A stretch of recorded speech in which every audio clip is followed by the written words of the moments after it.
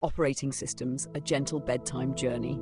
Chapter 1, Introduction to Operating Systems. Welcome and settle in for a calm journey through the world of operating systems. In this gentle story, we'll explore how an operating system quietly works inside your computer, guiding everything with a soft and steady hand. An operating system, or OS, is like the conductor of an orchestra, making sure all the parts of the computer perform in harmony. It is the core software that runs when you turn on your computer or phone, and it stays running until you turn the device off. The OS provides a friendly environment for programs to run, making the hardware available for use. It sits between your applications and the physical machine, managing resources and shielding programs from complexity. Think of the OS as a caring organizer.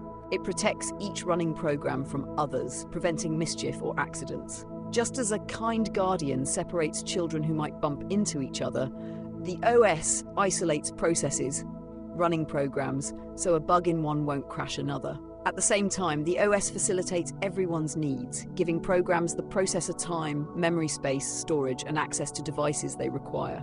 In essence, the operating system manages the hardware resources of the computer and allocates them among the programs that need them. It's always balancing tasks so that each program runs smoothly without interfering with the rest. An operating system also provides helpful interfaces, simple ways for programs and users to interact with the hardware. Instead of dealing with the raw details of a disk or a keyboard, programs use the OS's abstract interfaces. For example, when a program needs to save a file, it just asks the OS. It doesn't need to know exactly how the disk works. The OS takes care of it quietly and reliably. In this way, the OS acts like a translator or middleman, converting our requests into the complex electronic signals the hardware understands. We as users see a friendly interface, windows, icons, or command prompts, while the OS behind the scenes handles the real work. You can imagine the operating system as a gentle, invisible hand always at work. It's there when you open an app, ensuring there's enough memory for it. It's there when you type on the keyboard, catching each keystroke and delivering it to the right place. It's there when you save a document, finding space on the disk and writing the data carefully.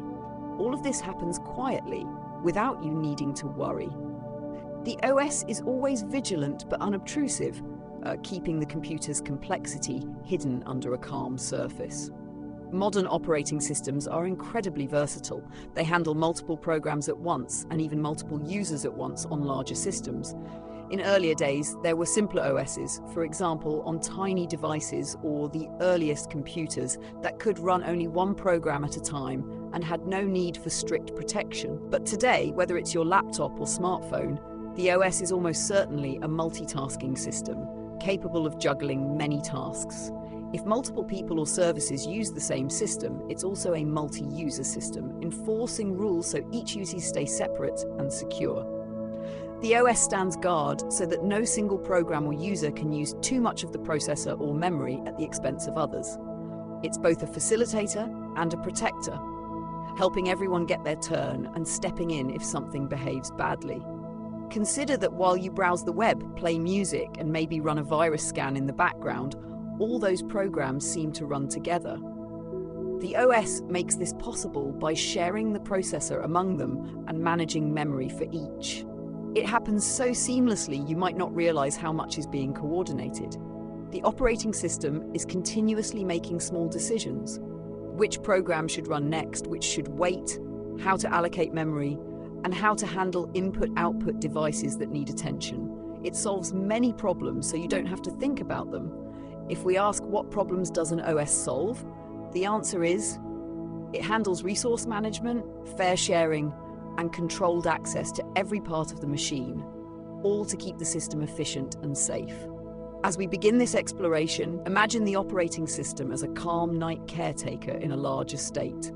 The programs are like guests in different rooms, each engaged in their own activities. The OS wanders softly from room to room, from program to program, checking that each has what it needs. Some CPU time here, some memory there, and that all are safe and sound.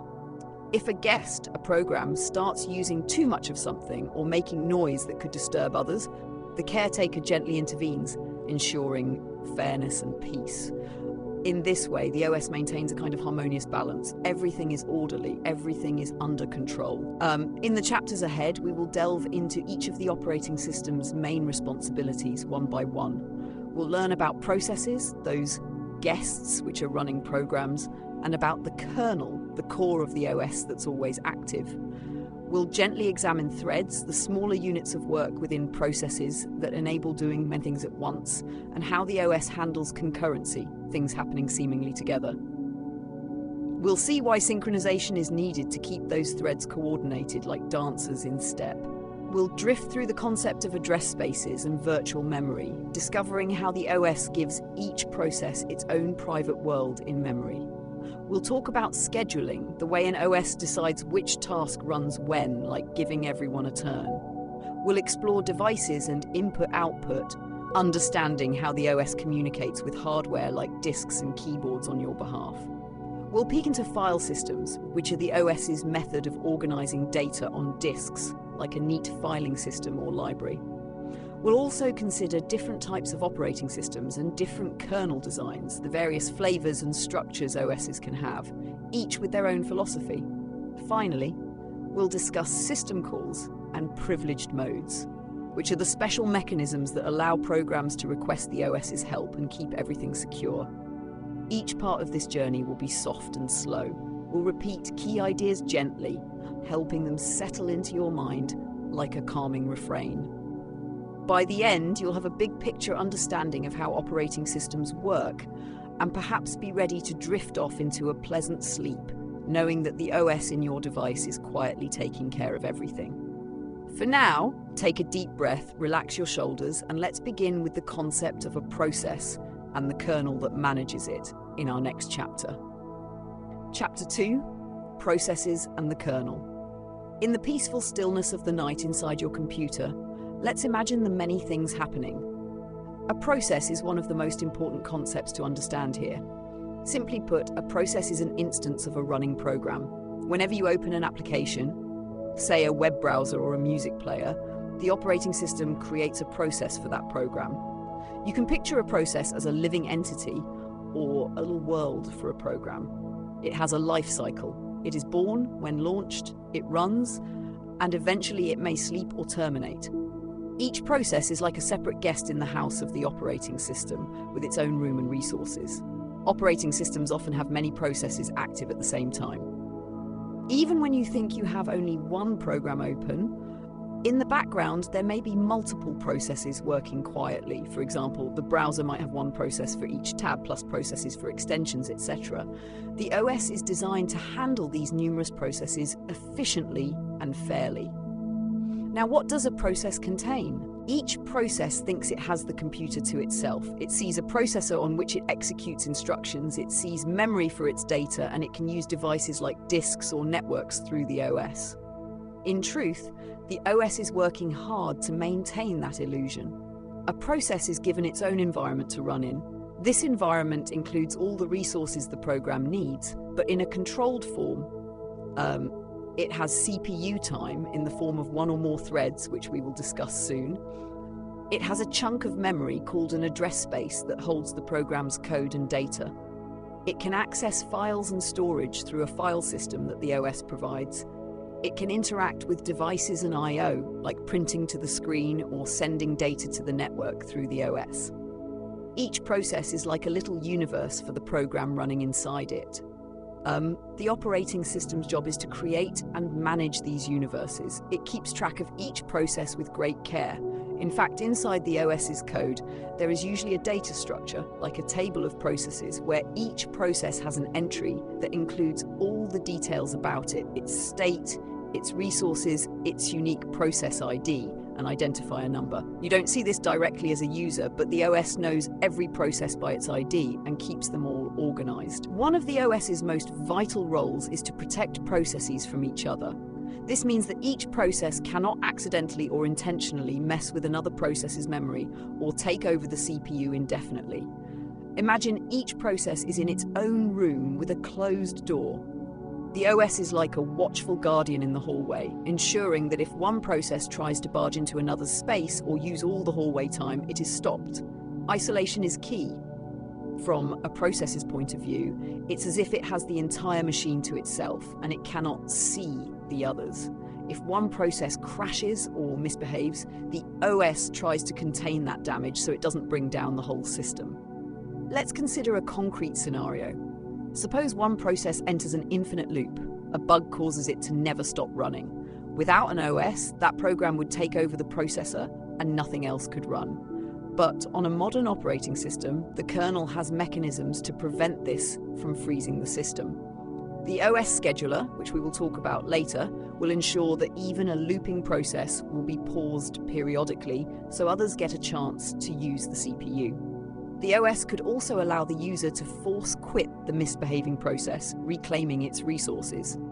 Similarly, if a faulty process tries to write into memory that doesn't belong to it, perhaps due to a programming mistake, the OS will intervene and likely stop that process, displaying an error or terminating it. This prevents the error from spilling over into other programs. The operating system is always on guard against ill-behaved processes, ensuring the system as a whole remains stable. To manage processes, the operating system provides certain services often called process management. For example, when you start a new program, the OS must create a new process for it. Internally, the OS allocates memory for the process, loads the program's code into that memory, sets up necessary data structures, like a process control block, and schedules it to run. There are often system calls specifically for creating processes. In Unix-like systems, there is a famous call fork that a process can use to create a copy of itself, like a parent process spawning a child. When a process finishes, either normally or due to an error, the OS cleans up after it, freeing its memory, closing any open files it had, and updating the process table. The OS also typically provides a way for processes to wait for each other or communicate if needed. For example, a parent process can wait for a child to finish. Now, let's talk about the kernel. We often hear the term kernel in the context of operating systems. The kernel is essentially the heart of the operating system, the core component that has complete control over everything in the system. It's the part of the OS that is always running in memory from the moment the computer boots up to the moment it shuts down. If the operating system is like an organism, the kernel is its brain and central nervous system. It handles the low-level tasks and coordination, responding to hardware events, scheduling processes, managing memory, and so on. An easy way to think of it is the operating system as a whole includes the kernel plus other utility programs and services, whereas the kernel specifically is the core program that actually interfaces with the hardware lowest level and enforces the rules. User applications run in what we call user mode, a restricted mode, and whenever they need something privileged, they make a request to the kernel. The kernel runs in kernel mode with full privileges to carry out those requests. We will explore this user mode versus kernel mode concept more in a later chapter, but for now, understand that the kernel is the trusted part of the OS that the hardware itself recognizes as in charge. So how do processes and the kernel interact? When a process is running and it needs to do something that requires the OS, like reading from a file, or creating a new process, or accessing a device, it performs a system call, essentially asking the kernel, please do this for me. The kernel then takes over, performs the operation, because only the kernel has the necessary privileges to, say, access the disk or communicate with hardware, and then returns control back to the process. This way, processes can get things done through the OS without breaking the isolation and safety. We can imagine the kernel as the supervisor of all the processes. It's like a kind of operating system core team that is always present, even when individual processes come and go. If we return to our house analogy, all the processes are guests in their rooms, and the kernel is like the dedicated house manager who has the master keys. It can enter any room, i.e. access any resource if needed, but guests cannot enter each other's rooms without permission. The kernel responds to requests, a bit like a guest pressing a service bell for assistance. For example, a process might ring a bell saying, I need to open a file, and the kernel, hearing this, will step in to unlock the file cabinet, the disk, and hand the file to the guest. The process, on its own, wouldn't be allowed to open the cabinet. Another responsibility of the kernel in relation to processes is context switching, switching the CPU from running one process to running another. Because there are usually more processes than there are processors, CPU cores, the kernel has to share the CPU among them. The mechanism by which it does this involves saving the state of the currently running process, its CPU registers, etc., and loading the state of the next process to run. To the processes, it can feel like they each have the CPU to themselves, but actually the kernel is rapidly switching between them, giving each a fair share. This happens so fast, many times per second, that everything appears concurrent. We'll talk more about scheduling soon, but it's worth noting here because the kernel is intimately involved in process scheduling and switching. In summary, processes are the active programs running in the system, each with its own protected bubble of resources. The kernel is the core of the OS that manages these processes and enforces the boundaries between them. The kernel is always running, overseeing the big picture, while processes can come and go, do their work, and interact with the kernel when they need something. Thanks to this arrangement, you can run many programs at once on your computer and trust that they won't step on each other's toes. The operating system kernel makes sure every process plays nicely and gets its turn. As we conclude this chapter on processes and the kernel, let's reflect on the calm efficiency of it all. The kernel, steady and reliable, watches over a garden of processes. Each process grows and thrives in its own space, nurtured by the resources the OS provides, and pruned if it grows well beyond its bounds. This garden is peaceful, each plant separate but all sustained by the same earth, the hardware, under the guidance of the gardener, the kernel. With that serene image in mind, we can gently transition to the next topic. Many processes also contain smaller components called threads, which allow different tasks to happen within the same process simultaneously. In our next chapter, we will softly explore threads and concurrency, seeing how the OS handles even finer-grained activities with the same calm orchestration. Chapter 3, Threads and Concurrency.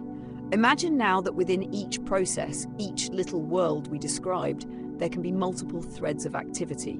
If a process is like a living being, then threads are like that being's limbs or hands, capable of performing independent actions at the same time. A thread is essentially a sequence of executed instructions, a smaller unit of execution within a process. Threads allow a single process to do multiple things at once, or seemingly at once, in a very efficient way. Think of a web browser process. It might have one thread that handles user interactions, like responding when you click or scroll, another thread that loads images or fetches data from the network, and yet another thread that plays audio or video. All these threads belong to the same process, the browser, so they share the same memory and resources, but they carry out different tasks in parallel. This way, the browser stays responsive. The interface can still react while data is loading in the background. The use of threads makes this possible. One thread can take care of a long-running task, while another thread quickly handles something else. Threads are considered lightweight compared to processes. Creating a new thread within a process is usually quicker and uses fewer resources than starting a whole new process. All threads in a process share the process's memory space, which means they can easily share data with each other.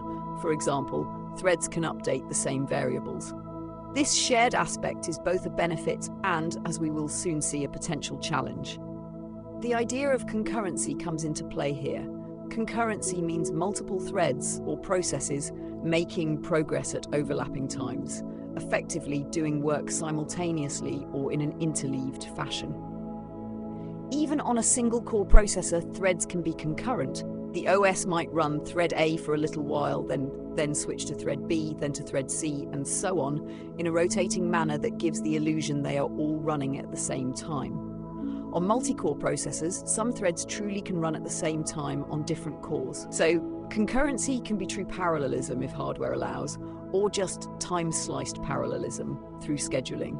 Either way, the effect is that a process with multiple threads can handle multiple tasks much faster and more smoothly than if it had to do them one after the other. Let's picture concurrency in a calm, visual way. Imagine a small workshop at night where a craftsperson, the process, has several tools or stations threads set up. At one station, a piece of wood is being slowly sanded, a background task. At another, a piece of art is being painted, the main task requiring attention. At yet another station, perhaps glue is drying on a different piece, another background task. The craftsperson can rotate between these stations, apply some paint, then, while it dries, sand the wood, then check the glued piece, then come back to add another coat of paint, and so on. If the craftsperson had helpers, multiple cores, some tasks could literally proceed in parallel. But even alone, by dividing attention and time, multiple projects move forward concurrently. The workshop stays productive and nothing is neglected for too long. This is analogous to how threads work within a process. The operating system's scheduler can switch between threads very quickly, even faster than between processes in many cases, because threads within the same process are closely related and share resources. By carefully scheduling threads, the OS ensures that each active thread gets a chance to run and do its work. In a multi-threaded program, if one thread is waiting for something slow, like reading from disk or waiting for user input, other threads can continue running in the meantime, boosting the overall utilization of the CPU. This makes the program more efficient and responsive. Threads share the same address space of their parent process, which means they have access to the same variables and heap memory. This is useful because it's easy for threads to communicate. They can read and write to common data. But it also raises an important challenge. If multiple threads try to access or modify the same piece of data at the same time, they might interfere with each other in confusing ways. This potential for interference leads us into the next concept of synchronization, which we will address in the next chapter. For now, just be aware that with threads, the OS must be careful to coordinate them because their very power, shared memory, and true parallelism can become problematic if not managed. We'll soon talk about how threads can be synchronized to prevent issues. Before moving on, let's consider an example to highlight the benefit of threads. Think of a music player app on your computer. It might use one thread to read data from an MP3 file on disk, I/O can be slow, another thread to decode that data into sound in memory processing, and yet another to play the sound and manage the speaker output, another form of I/O. If all these were done in a single thread sequentially, reading might pause the sound output or cause choppiness because the app couldn't do two things at once. But using 3 threads, the reading can happen concurrently with decoding and playback. The result is smooth music playback. Similarly, in a web server, one process may handle hundreds of clients by giving each client its own thread. The threads run seemingly in parallel, allowing the server to handle many connections without dedicating a full separate process to each, which would be heavier. This is an efficient design commonly used. Modern operating systems provide robust support for threads. They allow processes to create new threads, often via a system call or a library function. The OS scheduler is generally aware of threads and schedules them just like it schedules processes. In fact, in many operating systems, threads are sometimes called lightweight processes. They are scheduled by the kernel but are lighter than full processes. Threads can be in various states, running ready, waiting to be scheduled, blocked, waiting for I/O or a lock, etc., just like processes have states. Because threads share resources, the OS doesn't have to duplicate a lot of data when making a new thread, hence the efficiency. However, because threads share memory, if one thread crashes or has a serious error like writing to invalid memory, it can potentially affect the whole process, and thus all threads in that process. In contrast, separate processes are isolated. One can crash without directly harming the others. So there is a trade-off. Threads give speed and convenience at the cost of stronger isolation. This is why careful programming and synchronization are needed with threads. The OS provides some protection. For example, one process's threads cannot mess with another process's memory, but within a process, the onus is on correct synchronization. From the OS perspective, supporting threads means that the OS must keep track of multiple contexts of execution per process. Each thread has its own program counter, register state, and stack where it executes function calls. The OS's data structures might include a thread table or might extend the process table to accommodate multiple threads per process. Context switching between threads, especially of the same process, can be a bit faster because less needs to be changed compared to switching between different processes. Since the memory space is the same for threads of one process, the OS may not need to change the memory mapping when switching between threads of the same process. To summarize softly, threads allow a process to multitask internally. They bring concurrency and improve performance, making programs feel smoother. The OS handles threads by scheduling them on the CPU and ensuring they share the CPU nicely. The concept of threads introduces complexity too, and the OS offers tools to manage that complexity, which leads into our next chapter on synchronization. But before we go there, let's appreciate the almost magical feel of concurrency. Multiple threads humming along, with the OS orchestrating their dance on the processors. It's like hearing several gentle melodies interweave in a lullaby, separate strands that together form a harmonious whole. Now, as we move onward, we must consider what keeps those threads from stepping on each other's toes when they share data or resources. How do we prevent chaos in the concert of threads? The answer lies in synchronization. We will now calmly explore how the OS and the programs themselves ensure that threads coordinate with each other safely, maintaining order and consistency. With a deep breath, let's turn the page to synchronization, a topic that, while technical, we will approach in a slow and comforting manner. Chapter 4, Synchronization. Picture a quiet intersection at night. The road is empty except for a few cars occasionally arriving from different directions. There's a traffic light that softly cycles, ensuring that each car that comes to the intersection takes its turn to go through safely. This scene is orderly and calm. No crashes, no confusion, because the traffic is synchronized by the traffic light. In the world of computing, when multiple threads or even processes operate concurrently and share resources, we need something analogous to that traffic light. Synchronization is the set of techniques and mechanisms that ensure threads coordinate with each other properly, especially when they access shared resources. Without synchronization, the concurrent execution of threads could lead to unpredictable results, which we call race conditions. A race condition is a situation where the outcome of operations depends on the unpredictable timing of how threads are scheduled. If two threads race to update the same data, the final result might differ depending on who wins the race, which thread finishes first, or how their actions interleave. This unpredictability is dangerous. It's like two cars reaching an intersection at almost the same time with no traffic light. If both try to go, a collision, data corruption, or an incorrect result can occur. To provide a simple example, imagine two threads in a banking application, both trying to update the balance of a single account at the same time. One thread is depositing money and another is transferring money out.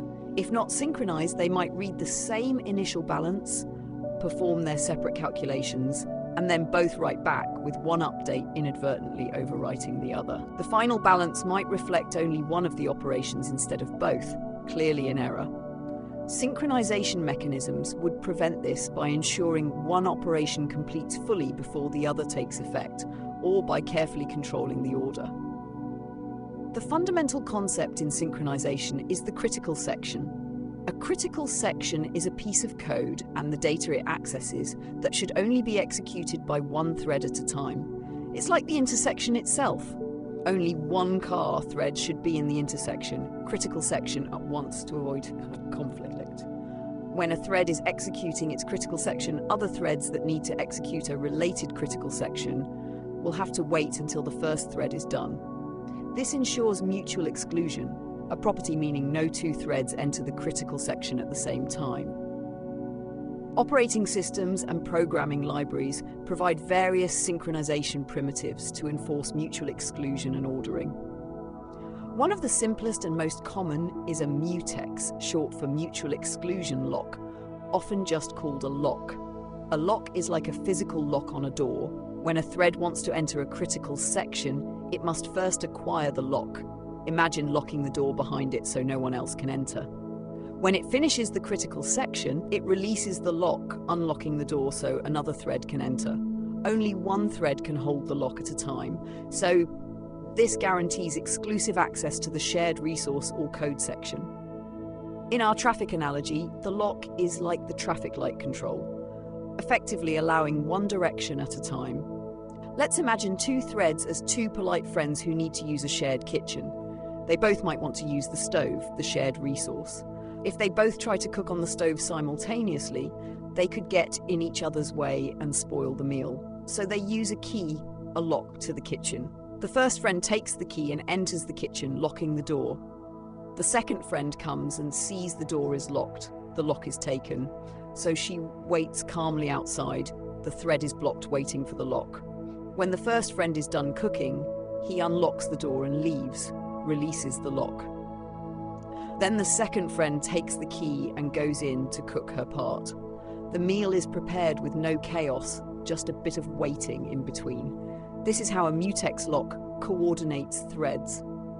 Another common primitive is a semaphore, which can be thought of as a generalized lock or a signaling mechanism. A semaphore can be used to allow a certain number of threads into a section, like a lock that allows n threads instead of one if needed, or to have threads wait for certain conditions.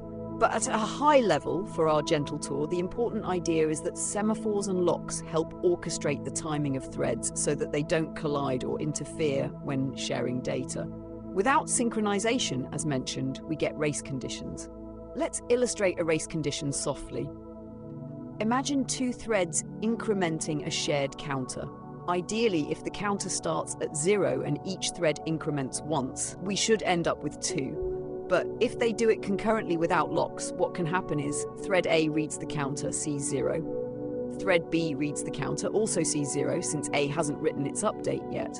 Thread A adds 1, calculates new value 1, and writes it. Thread B adds 1, also calculates new value 1 because it reads 0 and writes it. Each thread thought it incremented by 1, but due to the overlap, the final result is 1. The second write from thread B overwrote thread A's increment. This is a race condition. The outcome, ending at 1 versus 2, depended on the precise interleaving of steps. With proper synchronization, e.g. a lock around the increment operation, one thread would fully complete the read modify write before the other does, resulting in the correct final count of 2. The operating system plays a role in synchronization by providing these primitives at a low level, often in the form of system calls or atomic instructions, and by ensuring certain operations can be done atomically, indivisibly. Modern CPUs themselves provide atomic instructions, like an instruction to test and set a lock variable, which the OS uses to implement locks. The OS also can disable interrupts momentarily on a single processor system to prevent context switches in critical tiny moments, though in multiprocessor systems other techniques are needed since disabling interrupts only stops other interrupts, not what another core is doing. One challenge with concurrency and synchronization is something called deadlock. This is a situation where two or more threads end up waiting on each other in a cycle and none can proceed. It's as if two cars arrive at an intersection with a four-way stop and each politely waits for the other, and they end up stuck because each is waiting for the other to move first, or worse, they each entered the intersection and stopped, blocking each other. A more classic deadlock analogy. Imagine two people who need to use two resources A and B. One person grabs resource A and the other grabs resource B. Now each needs the other resource to finish their task, but neither will let go of what they have. They wait indefinitely. In threading, deadlock can happen if locks are acquired in inconsistent orders or if there are circular waiting patterns. This is an advanced concern. Operating systems can mitigate it by lock ordering discipline or detection algorithms, but more often it's up to well-designed code to avoid deadlock conditions. In our calm bedtime context, just be aware that synchronization, if done improperly, can cause these stuck situations. But in well-behaved systems, these are avoided or handled. We should also mention synchronization in context of multiple processors. When threads run truly in parallel on different CPU cores, the synchronization becomes even more critical, because now two threads literally can execute at the same time. It's like having multiple intersections being crossed concurrently. Coordination must happen across the whole system.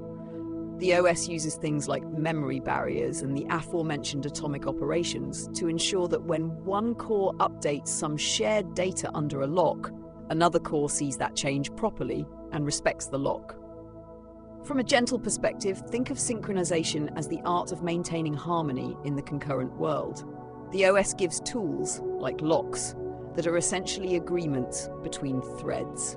Only one of us will do this at a time. When all threads respect those agreements, concurrency is safe and results are predictable. It's much like how musicians in an orchestra must stay in tempo. If one starts rushing ahead without regard for the conductor, which in our analogy could be the OS's synchronization signals, the music could fall into disarray.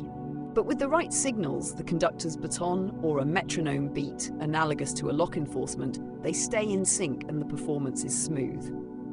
In practice, to avoid surprising race conditions, developers will identify which data or operations need mutual exclusion and then wrap those operations with locks. The OS ensures that when a thread has locked something, another thread trying to lock it will be put to sleep, blocked, until the lock is free. This means the OS's scheduler will not let the waiting thread run, or if it runs, it will quickly realize it can't proceed and go back to sleep until it can acquire the lock. Thus, the OS helps by not scheduling threads that are waiting on locks, or by context switching them out so they don't consume CPU while waiting. Another aspect of synchronization is not just mutual exclusion, but also ordering and communication. Sometimes one thread needs to wait for a signal from another thread that something happened. For instance, one thread produces data and another consumes it. The consumer should wait until the producer signals that data is ready. For these scenarios, primitives like condition variables or certain types of semaphores are used. A condition variable, for example, allows a thread to sleep until another thread notifies it that a condition is true. This is like one thread saying, "I'll wait until you tell me you're done," and the other thread later gently nudging it awake with a signal, "I'm done, you may proceed." All these mechanisms, locks, semaphores, condition variables, work together to coordinate threads. The operating system, as the underlying support, provides these mechanisms efficiently so that threads can synchronize without too much overhead. It also often offers higher-level constructs in frameworks or libraries, like read-write locks that differentiate read access from write access, or barriers where threads all wait until a certain point, etc. But those are details beyond our current scope. To keep our minds at rest, let's visualize synchronization as a kind of rhythmic dance. Each thread is a dancer on stage. When they need to dance solo on center stage, a critical section, they signal to each other and take turns gracefully. There might be a baton, mutex, they pass as a token. Only the dancer holding the baton dances, others wait in the wings until they receive the baton. There's a choreographer, the synchronization protocol, and the OS enforcing it, making sure everyone follows the timing. With this coordination, the performance is orderly and beautiful. If someone were to ignore the protocol, dancers might collide, causing confusion, something our choreographer prevents. By using synchronization primitives, even complex concurrent activities can proceed without conflict. We rest assured that values in memory remain consistent, that one thread's actions won't clobber another's, and that the overall system remains stable and predictable. This assurance brings a kind of peace to the concurrent system, like a gentle lullaby where each note sounds in turn and resonates properly rather than a chaotic jumble of sounds. As we end this chapter on synchronization, reflect on how thoughtful and careful the operating system and programmers must be to maintain this peaceful coordination among threads. It's a silent discipline, happening all the time beneath the surface of our applications. Yet when done right, it's invisible to us. Things just work correctly. That silent correctness is as calming as knowing that while you sleep, everything is in order. Now that we have an understanding of how multiple threads or processes are kept in harmony when sharing data, let's move to another crucial aspect of an OS: memory management, specifically address spaces and virtual memory. We've mentioned how each process has its own private world in memory, How does the OS create that illusion of a large private memory for each process, and why is it so important? In the next chapter, we'll gently explore the concept of virtual memory and address spaces, seeing how the OS gives us the comfort of abundant memory and strong protection, all through some clever behind-the-scenes work. Chapter 5, Address Spaces and Virtual Memory. Let's begin by imagining a vast, quiet library late at night. Each process in a computer is like a solitary reader in this library, sitting at their own table, surrounded by the books, data and code they are using. It feels to each reader as though they have the entire library to themselves, their own private space to read and work. In reality, many readers are in the same library, but tall bookshelves and careful library rules ensure they don't disturb each other. In the world of operating systems, this serene library scene is analogous to how address spaces and virtual memory work. Every process in an operating system is given its own address space, which is a range of memory addresses that the process can use. The process thinks that this address space is the entire memory of the computer available exclusively to it. For example, a process might see an address space ranging from 0 up to some large number. Say it thinks it has 4 gigabytes of memory all to itself. This is a virtual memory space provided by the OS, not the raw physical memory. The magic here is that the OS maps this virtual address space to the actual physical memory, the real RAM chips and possibly disk space, in a way that is transparent to the process. In simpler terms, the OS provides an illusion. Each process behaves as if it has a contiguous block of memory starting from address 0, but under the hood, the OS is translating those addresses to actual locations in physical memory or on disk that are likely different for each process. This concept is called virtual memory. It serves multiple purposes, all of which contribute to system stability and ease of use. Isolation protection, because each process only knows about its own virtual addresses, it cannot accidentally access another process's memory. If it tries to use an address outside its range, or one that hasn't been allocated to it, the OS, with help from the Hardware Memory Management Unit, will prevent it, often resulting in a safe failure like a segmentation fault or access violation, rather than corrupting someone else's data. This means a bug in one program can't spill into another program's memory. Abstraction simplicity. Programmers can code as if their program is alone with a nice simple memory layout starting at 0 up to n. They don't have to worry about what else is running or where in physical RAM their program will be loaded. The OS handles all those details. This simplifies programming significantly. Efficient memory use and larger address space. Virtual memory allows the system to use disk space to extend memory, so a process can use more memory than physically available, with the OS swapping out parts to disk when not in use. It also allows multiple processes to share the physical memory smoothly by only keeping in RAM the parts of each process that are needed at the moment. Some observed effects, like a process seeing a ridiculously large memory range, far more than actual RAM, are evidence of virtual memory. For example, a 64-bit program might see an address space of 128 terabytes, even though your machine might have only 16 gigabytes of RAM, because most of that space is virtual and not really backed by physical memory unless needed. Sharing and flexibility. The OS can map the same physical memory to multiple processes if needed.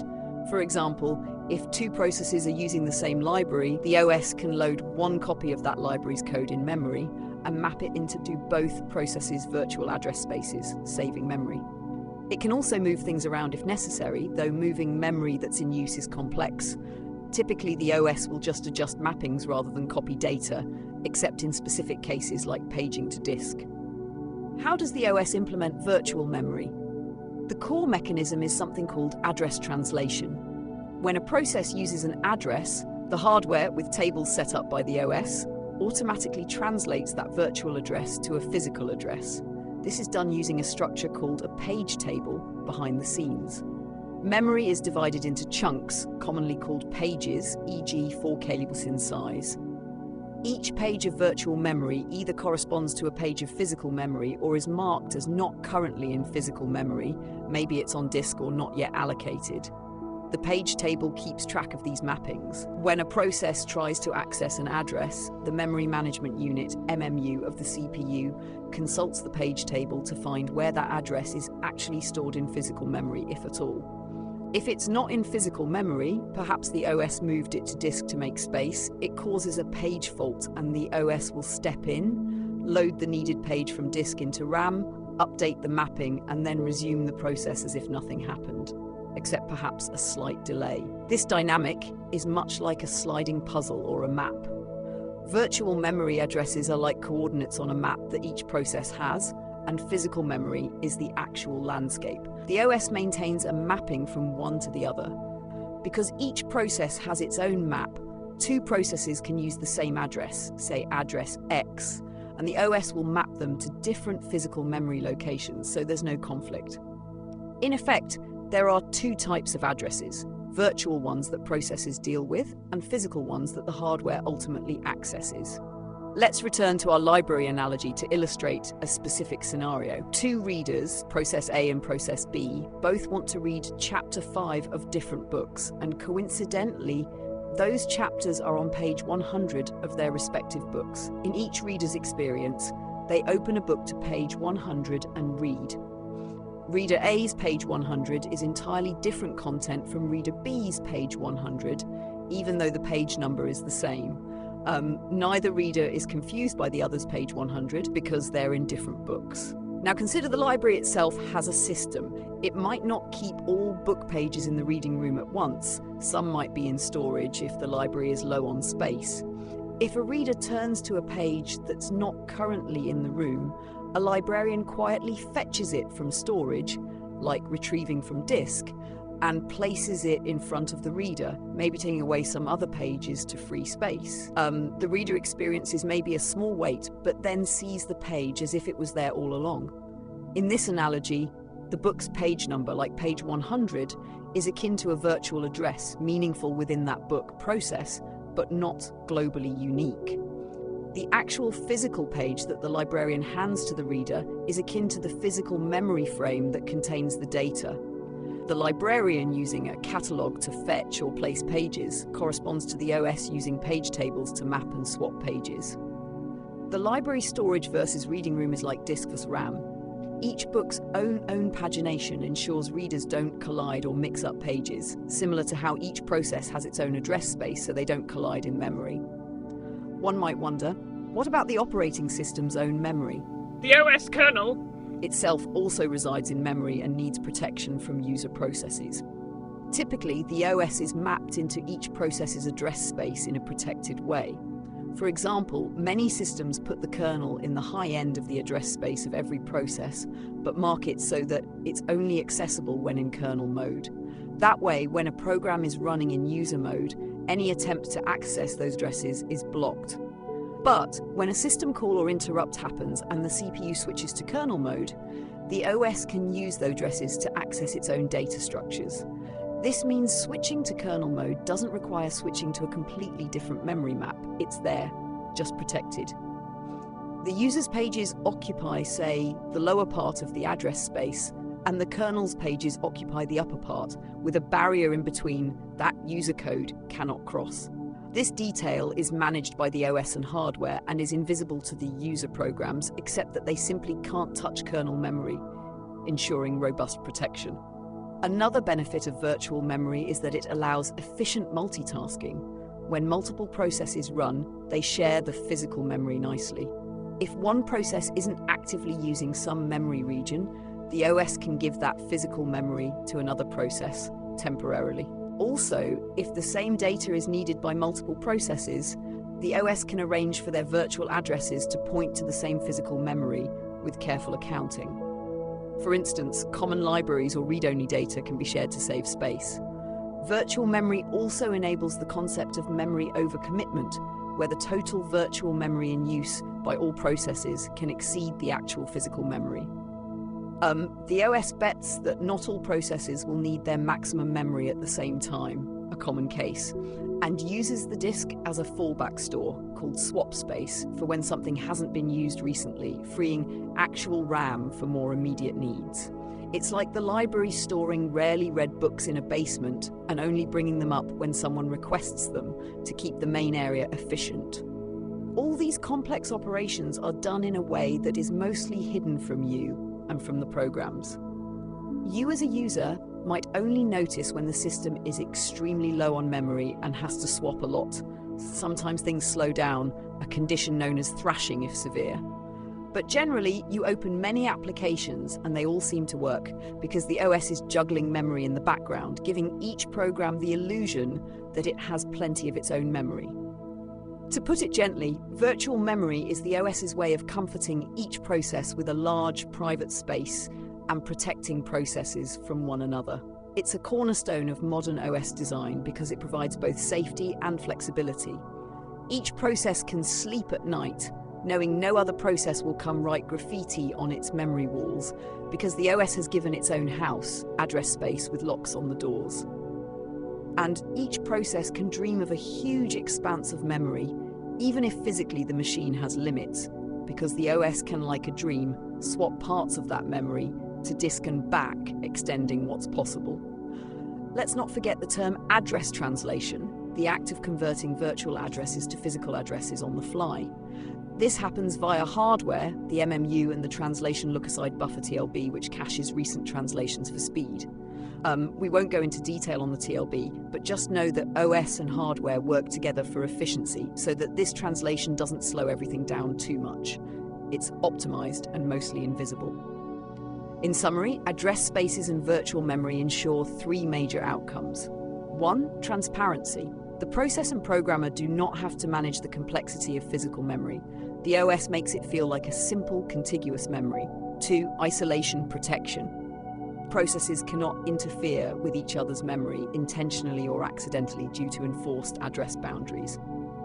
3.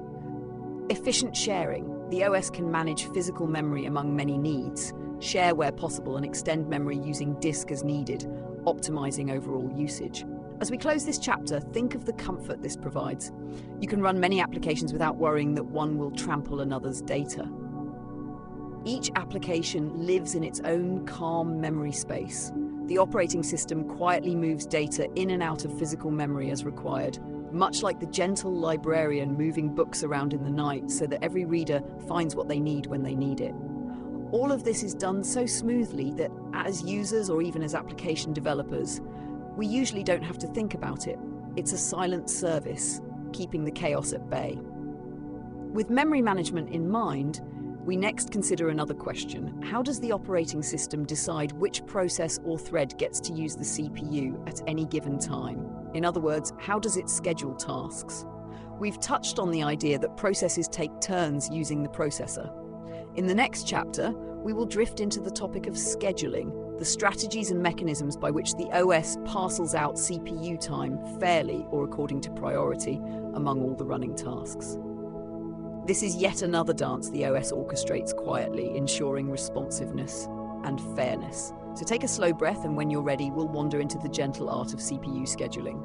Chapter 6: Scheduling. Consider a calm playground with children wanting to play on a swing.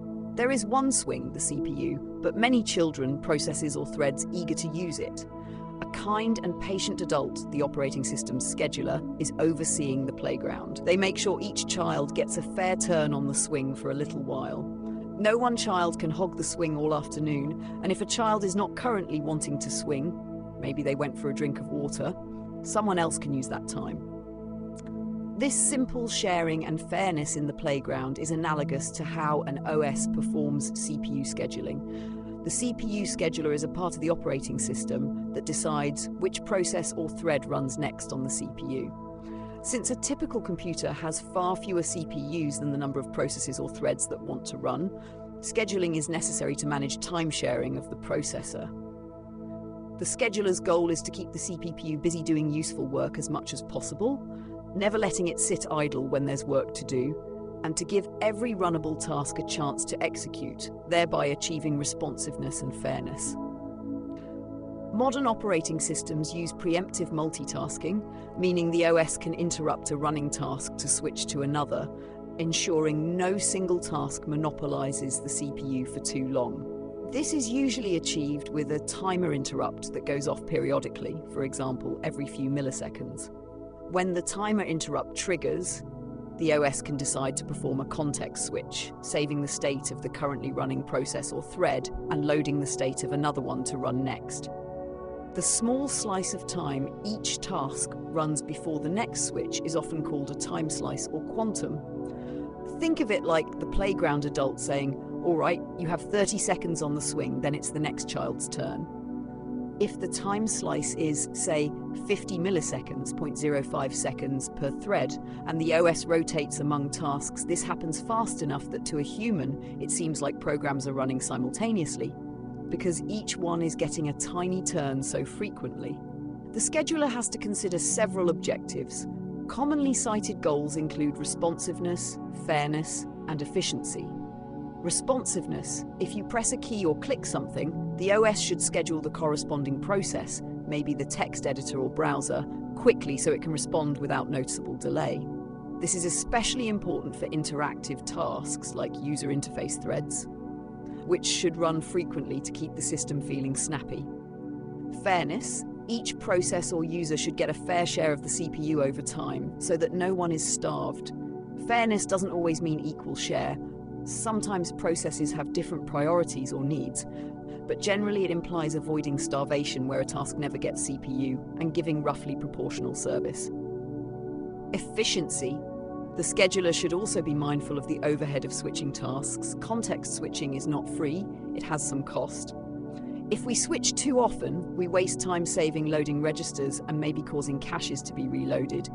If we switch too infrequently, a task might wait too long. So there's a balance. Also, if a task is blocked, waiting for I/O like disk or network, the CPU shouldn't sit idle. It should go ahead and run something else to keep the system productive. Operating systems use various algorithms for scheduling. Without getting too technical, some examples are round robin, rotating through tasks in a circular queue, giving each one equal time slices in order. This is simple and fair in a basic sense.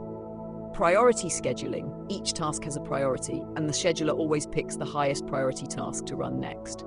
It must also handle what if a high priority task always wants to run, lower ones might starve, so often priorities are adjusted or time sliced among same priorities. Multi-level feedback queue: a more complex strategy that tries to dynamically adjust priorities based on behavior. For example, tasks that frequently yield or block, like interactive tasks that wait for user input often, are rewarded with higher priority to keep them responsive, whereas CPU-bound tasks that run without waiting get gradually moved to lower priority queues. Many real OSs use variants of this approach, as it tends to give good responsiveness and throughput. Regardless of the algorithm, the effect we experience is that everything seems to run at the same time.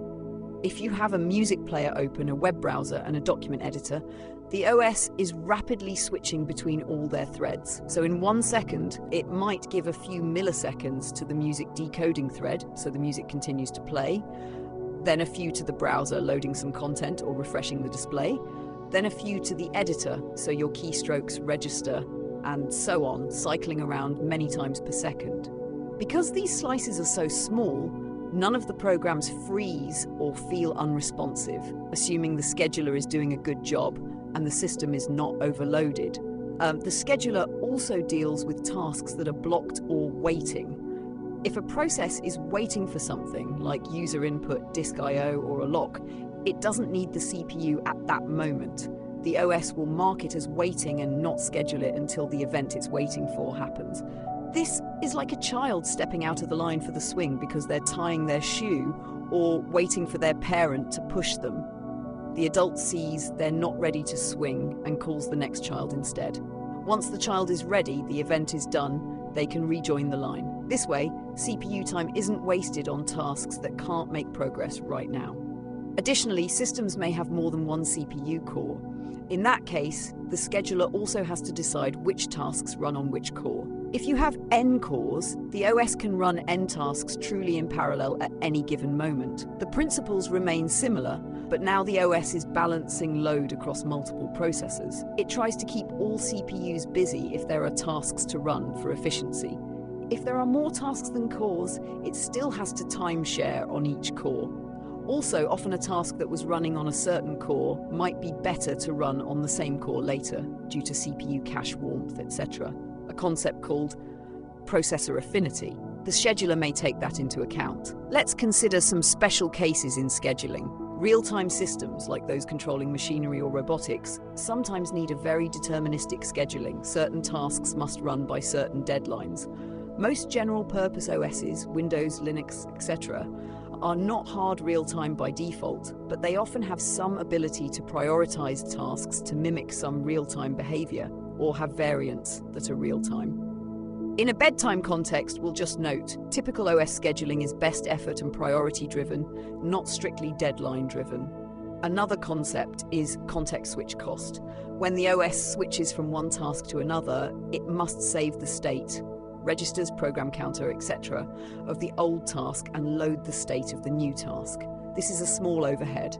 Also, the new task might not find the data it needs in the CPU cache since the previous task's data was there, which can make the new task run a bit slower until caches warm up. Schedulers often try to avoid unnecessary switches for this reason. For example, if a task still has time left in its quantum and nothing urgent is waiting, let it continue. Also, if no other task is ready, obviously it can keep running.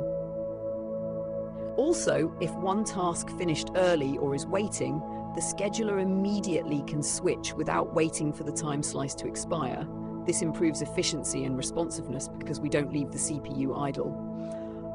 A pleasantly intuitive way to imagine scheduling is to think of a round table of workers, processes, each taking turns using a single tool, the CPU, to add a piece to a collaborative project. The OS is like a facilitator with a bell and a stopwatch. Each worker gets, say, 1 minute with the tool when the bell rings. Then they must pass the tool to the next person. If a worker doesn't need the tool at the moment, maybe they are thinking or waiting for something, they can say pass, and the facilitator immediately gives the turn to the next person. If someone has an urgent task, high priority, maybe the facilitator occasionally lets them cut in line, but still ensures no one is completely ignored. Over time, everyone contributes and the project, the computing tasks, moves forward. The facilitator's quick bell ensures one talkative person doesn't dominate the meeting, so to speak. In real systems, a typical time slice might be on the order of 10 milliseconds for a time-sharing OS, though it can vary and often dynamic. This is short enough that if a program is waiting for a keystroke, it might be idle and easily allow others to run. If it's doing a heavy calculation, it will get paused every so often to let others run too. The user perceives a smooth multitasking environment. Some tasks might need longer bursts, like video encoding, but they can be relegated to lower priority so they don't disrupt interactive tasks. The OS tries to measure how much CPU each process has used, and often will enforce some quotas or use algorithms to be fair over the long run. We should mention priorities a bit more.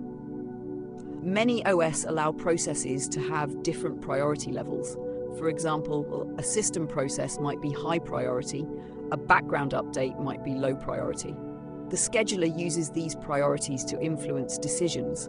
A high priority task will preempt a low priority one, meaning if a high priority becomes ready, it can cause a context switch immediately, not waiting for the slice to end. This ensures that important tasks, like those that keep the system running, or user interface tasks that improve perceived responsiveness, run promptly. However, the OS must still ensure that lower priority tasks get some time if needed, unless they are truly idle background jobs. Some schedulers implement aging, gradually increasing the priority of a task that waits too long to prevent starvation. In summary, scheduling is about time management. The OS is a time manager, giving each active process or thread its moment on the CPU, switching rapidly among them. The outcome is a balanced cooperative system. All processes get to progress. The system stays responsive to input because those tasks get scheduled frequently. The CPU is utilized effectively, rarely sitting idle if there's work to do, and quickly switching away from tasks that can't proceed. Over the long run, each task gets an appropriate amount of processing power as needed. As you relax, think of the scheduler as a steady metronome or perhaps a gentle spinning carousel. with processes hopping on and off as it rotates.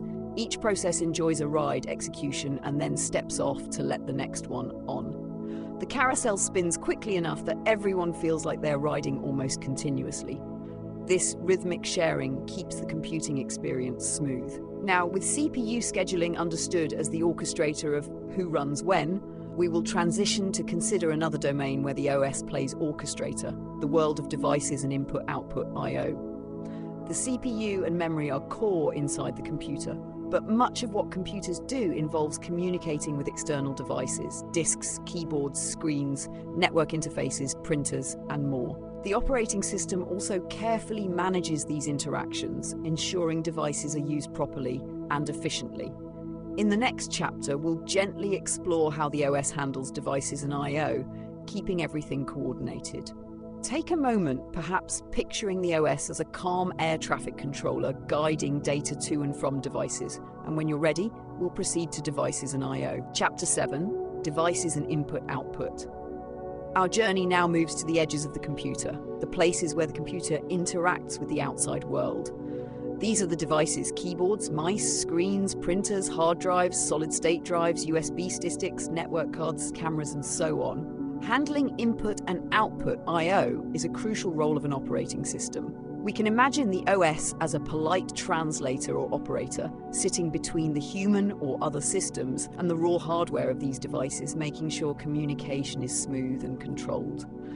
Devices are varied. Some, like keyboards, produce data input at unpredictable times, whenever a key is pressed. Others, like displays, consume data output to show images or text continuously.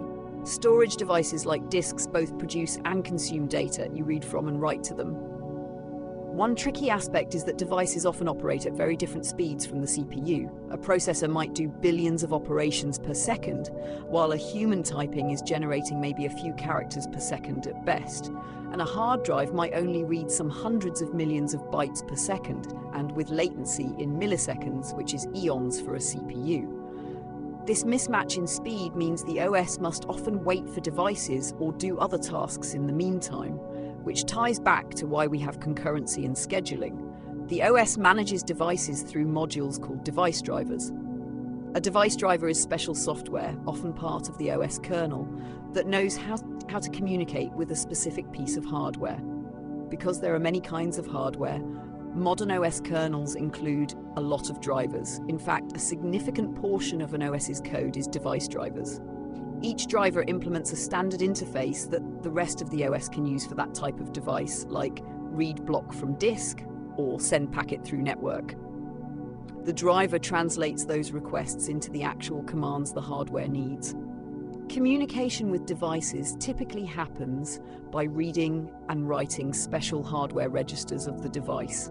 These are like little mailboxes or control knobs that the OS can use to give commands or check status.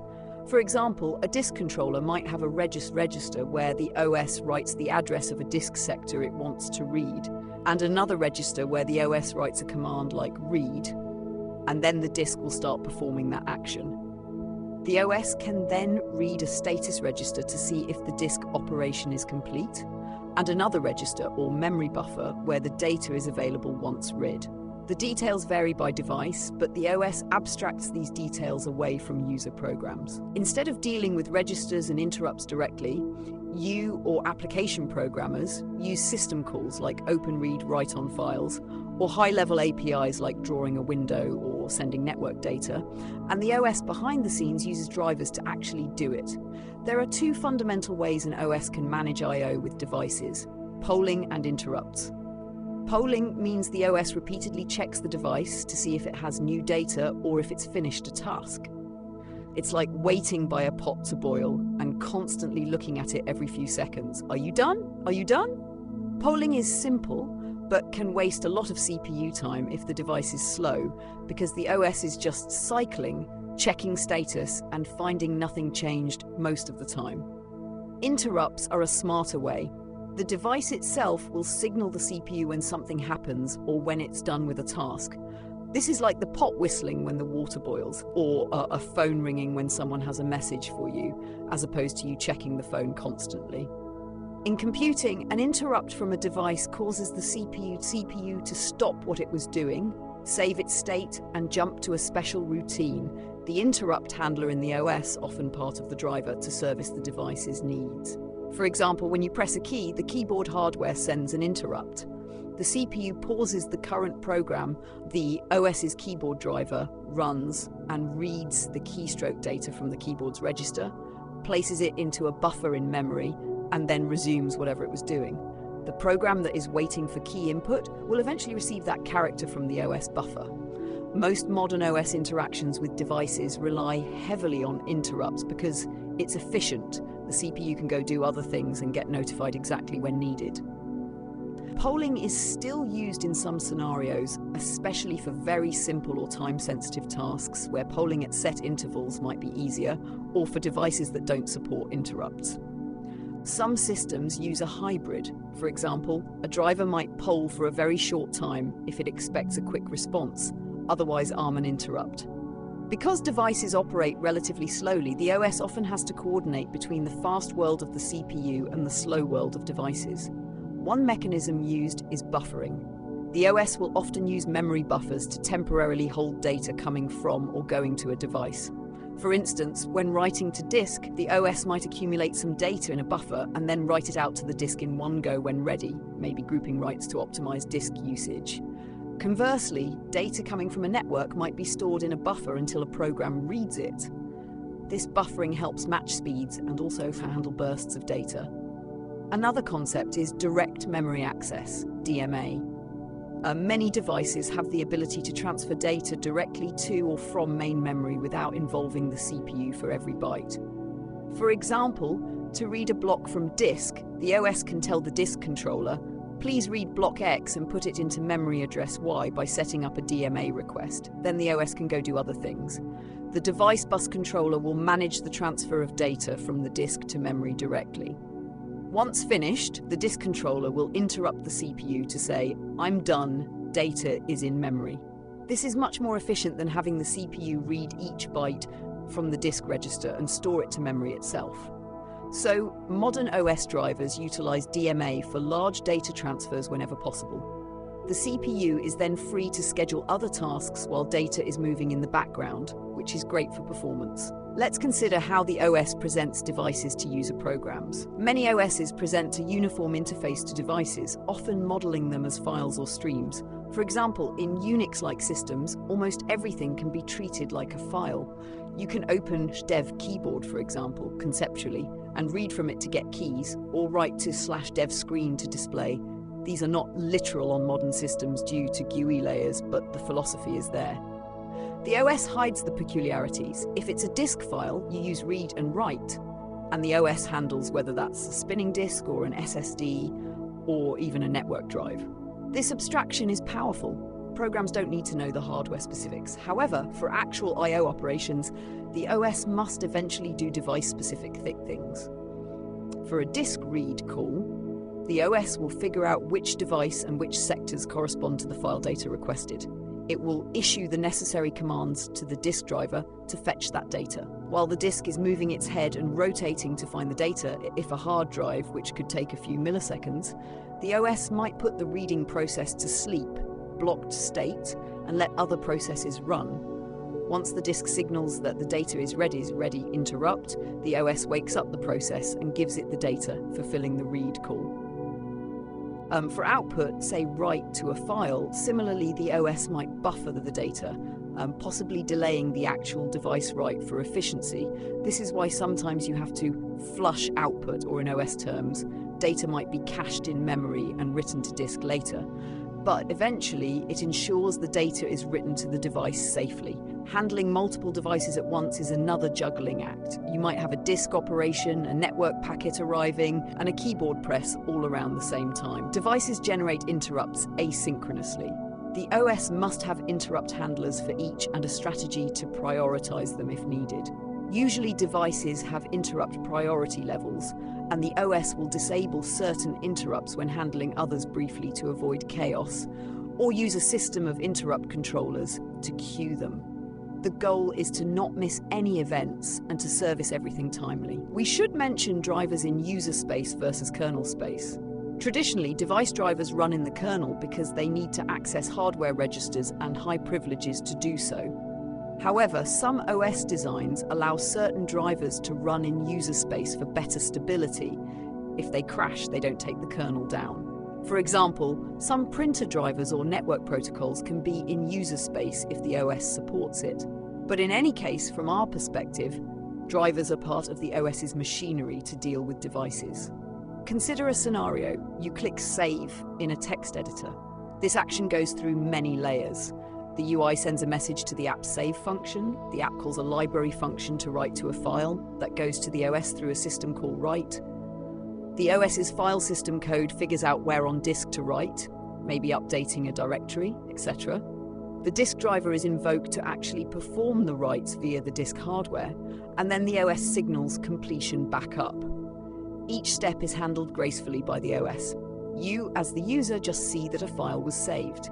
If the disk was busy, maybe the save took a second. You might see a little delay, but the OS ensured everything happened correctly. If, say, the disk was temporarily not responding, like a USB drive unplugged mid-write, the OS would detect an error and inform the application. The OS thus also provides error handling for devices. When it comes to the user experience, the OS tries to overlap I/O and CPU usage as efficiently as possible, a principle known as overlap or concurrency in I/O. If one program is waiting on disk, the OS will run another program that might be doing computation. If multiple programs are waiting for different I/Os, the OS can sometimes even handle multiple I/Os simultaneously if the hardware allows, like reading from disk and receiving network data at the same time, if they are independent devices. Input devices like keyboard and mouse are usually managed through interrupts that feed data into queues that processes read. Output devices like sound cards will often have buffers where the OS feeds sound data at a steady rate. The OS might use interrupts or polling to ensure the buffer doesn't run empty. One more concept, spooling.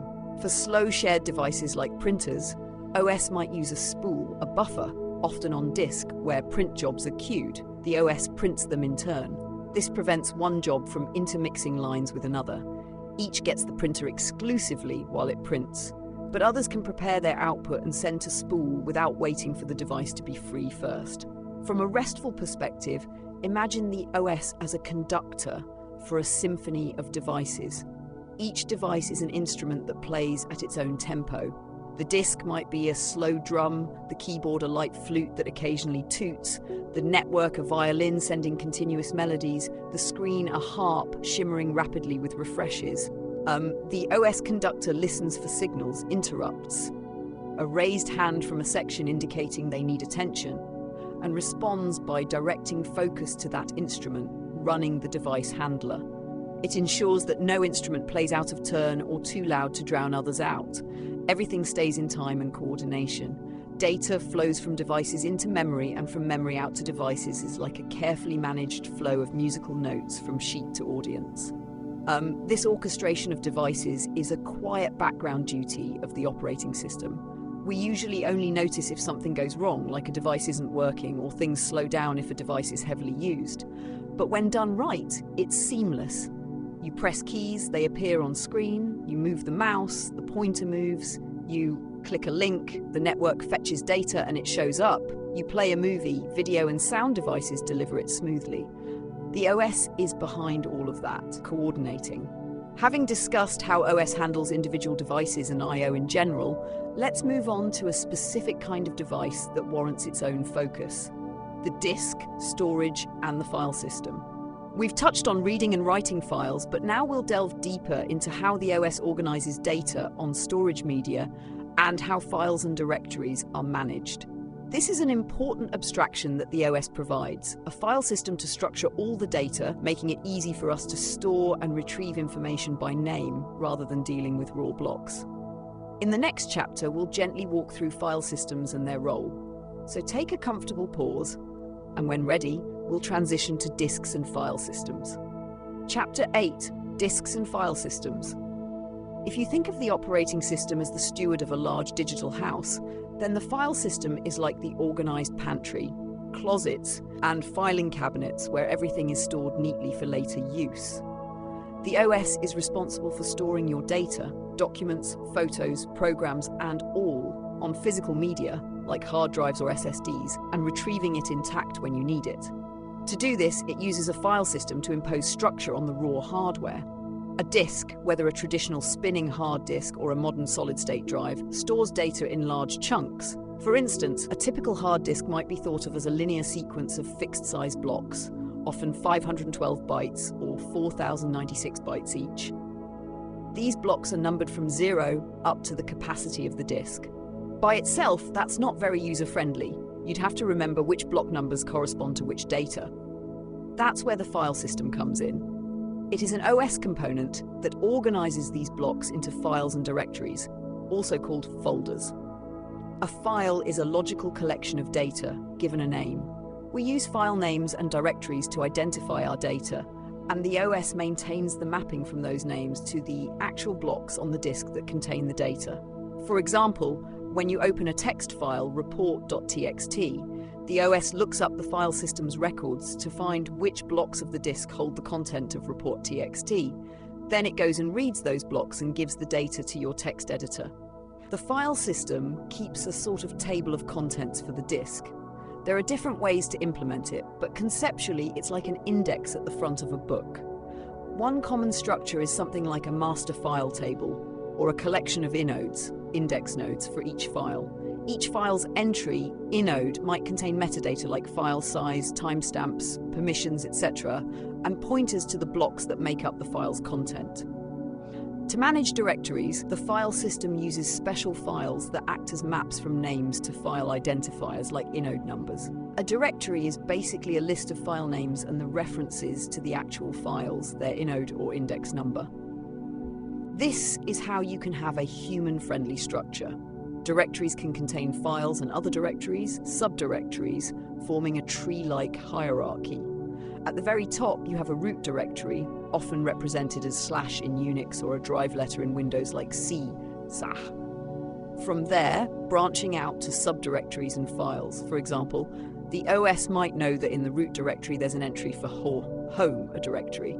In home, there's an entry for Alice, Alice's directory. In Alice, there's documents directory, and inside that, there's an entry report.txt pointing to the file data. When you ask to open home Alice document/report.txt, the OS will pass that path, start at root, find home directory, inside it find Alice, inside that find documents, and inside that find report.txt, which might give an inode number 1234, for instance.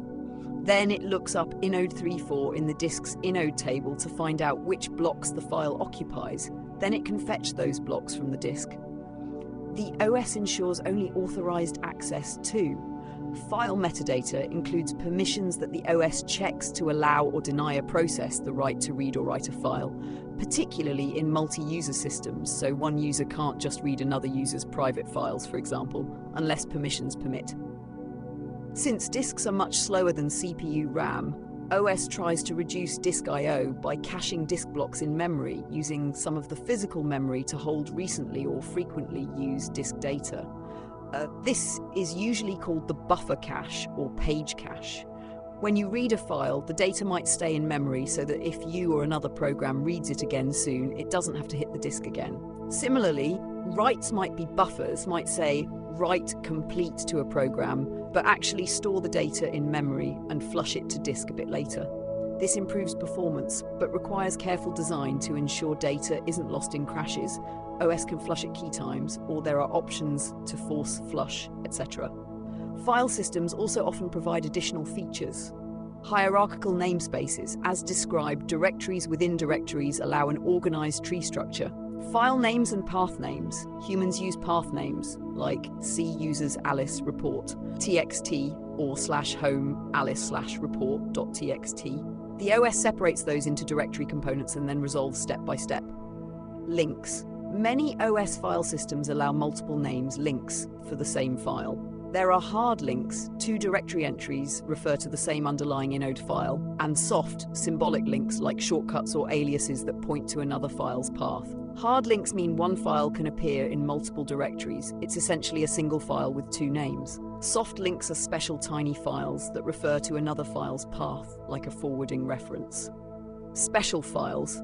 File systems may also represent devices or other resources as special files, like dev files in Unix. Metadata and journaling. File systems keep metadata, size, creation date, etc., and often have features like journaling, keeping a log of changes, to recover gracefully after crashes or power loss, so the file system stays consistent. Consider what happens if, say, the system loses power in the middle of writing to a file. Without precautions, the on-disk structures could become inconsistent, like you update a directory entry but not the file's data, or vice versa. Modern file systems often use a journal or carefully ordered writes to ensure either a whole operation completes or is safely rolled back, keeping consistent structure. Journaling is like the OS taking notes. I'm about to update file X and directory Y. It writes that note to a special log on disk, then does the actual updates. If a crash happens midway, on restart, the OS reads the journal, sees an incomplete operation and knows to fix or revert it. This is like a checklist or recipe that ensures things are done atomically. From a usage perspective, you as the user just create, open, save files. The OS behind the scenes maps those actions to disk operations. For instance, create a file means find free space for an inode, allocate some blocks for content if needed, update the parent directory to include the new file name, etc. The OS also keeps track of free space on the disk, like an empty slots list or bitmap of free blocks. When a file grows, it allocates more blocks. When files are deleted, it frees those blocks. Defragmentation is something one might recall from older times. On some file systems, like older FAT, etc., as files grow and shrink, their blocks might end up scattered all over the disk, fragmented, which slows down sequential access. Tools could rearrange files to be more contiguous. Some modern file systems or SSDs, which don't have the same seek time issues as spinning disks, make this less of a manual issue, but the OS does often try to allocate sequential blocks to a file to keep it efficient. The OS also typically enforces quotas or keeps track of space usage per user in multi-user environment. So one user doesn't fill up the entire disk with files if quotas are in place, for instance. We should mention file handles descriptors. When a program opens a file, the OS returns a handle or descriptor to the program, an abstract ID that the program uses for subsequent operations, read, write, etc.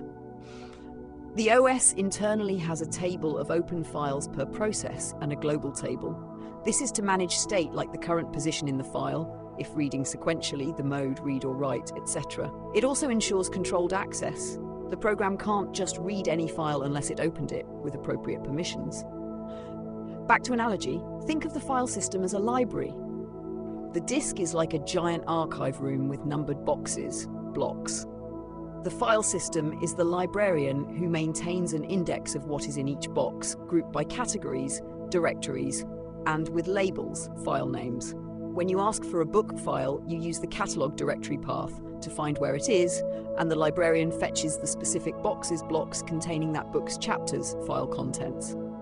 When you add a new book, the librarian finds some empty space on a shelf, free blocks for it, updates the catalog directory entries, inodes, and places the book there for future reference.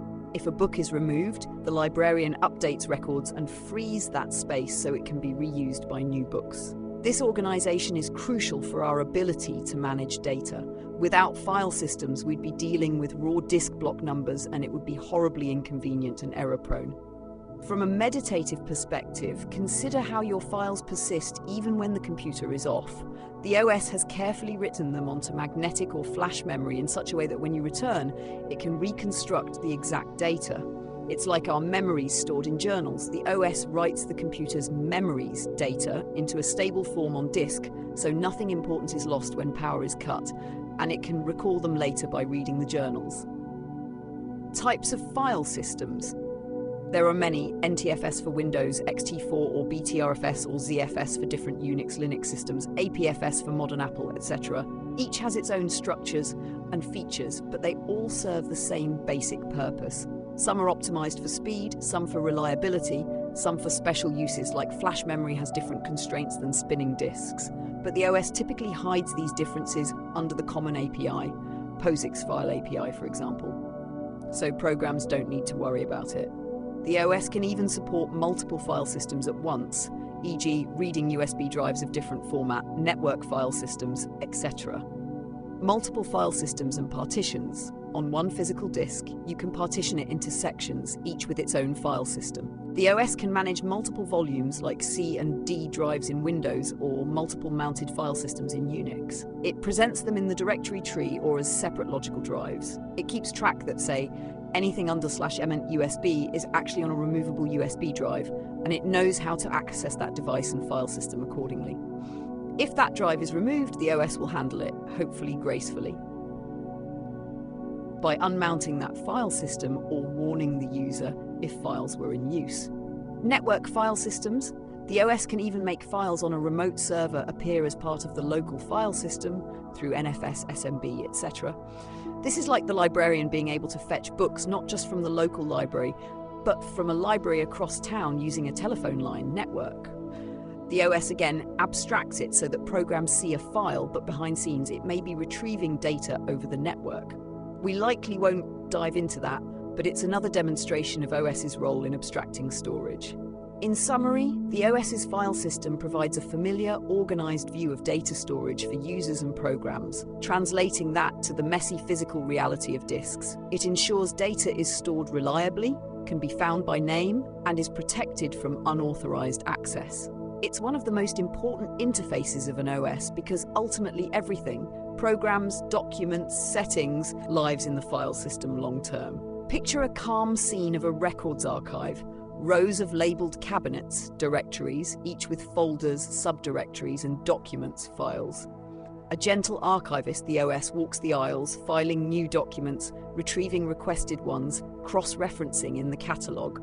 If a cabinet is full, they find space in another. If a document is too large for one folder, they split it into sections but note where all pieces are. They periodically update the catalogue for any change. If the archive is to be moved, they can pack things up carefully like copying files. This archivist ensures that nothing is lost and that any document can be found quickly through the indexing system they maintain. With that restful image of ordered storage, we have covered how an OS handles memory, CPU, devices, and files. Now, let's broaden our view a bit in the next chapter to consider different types of operating systems and kernels. Not all OS are alike. Some are designed for real-time tasks, some for multiple users, etc. And kernels can have different structures, monolithic versus microkernel, and so on. We will quietly survey these variations and what they mean. This will give us an appreciation for the design philosophies behind OSs. When you're ready, let's proceed to the types of OS and kernel discussion. Chapter 9: Types of Operating Systems and Kernels. Through our journey, we've been implicitly talking about a general-purpose, multitasking, multi-user operating system like those found on modern PCs, servers, or smartphones, e.g. Windows, Linux, macOS, Android. However, operating systems come in different flavors tailored to different needs. In this chapter, we'll gently explore a few categories: single-task versus multitasking OS, single-user versus multi-user OS, real-time OS, and then discuss kernel architectures: monolithic, microkernel, hybrid, primitive or single-task operating systems. In the early days of computing or in very simple devices, an OS might be extremely minimal. It could be designed to run only one program at a time, often with no concept of user accounts or protection. An example might be early personal computer OS like DOS, or the basic firmware in a simple device. In such systems, when one program runs, nothing else does. To run another, you quit the first. These OSs don't need a complex scheduler or memory isolation because only one thing is active. They might not even have features like multitasking or multi-user because they weren't needed. Another example is the OS in tiny microcontrollers, like in a digital thermometer or a toaster's control chip. It might just be a loop checking inputs and controlling outputs, essentially one task. These could be thought of as library OS or extremely lightweight kernels that assume a single purpose and no malicious or buggy programs will run. They greatly simplify things by omitting protection. All code can do anything because it's all one application effectively. The downside is poor utilization. If that one task is waiting for something, the CPU is idle. And zero protection. A bug can crash the whole thing easily. Multitasking operating systems. This is what we've mostly described in earlier chapters. Multitasking means the OS can handle multiple processes at the same time, interleaving their execution. This is what virtually all modern OSs do, whether it's your smartphone running multiple apps or a web server handling many requests concurrently. The advantages are clear: better CPU utilization and the ability to do background tasks like downloading updates while you browse the web, etc. With multitasking comes the need for all the mechanisms we discussed: scheduling, synchronization, memory protection, etc. So these OSs are inherently more complex, but they provide a much richer environment. Almost everything we think of as an OS today, Windows, Linux, iOS, etc., is multitasking. Single-user versus multi-user operating systems. A single-user OS is intended for use by one person at a time and often doesn't enforce user-based permissions. Many early microcomputer OSs, like classic Mac OS or early Windows 9598 or DOT, were effectively single-user. They assume the person at the console is the only user and has full control. In contrast, a multi-user OS allows multiple user accounts and often simultaneous users, for instance on a server or mainframe, or even your Mac Windows, which have multiple accounts and maybe remote logins. Multi-user OSs need to provide strong isolation between users.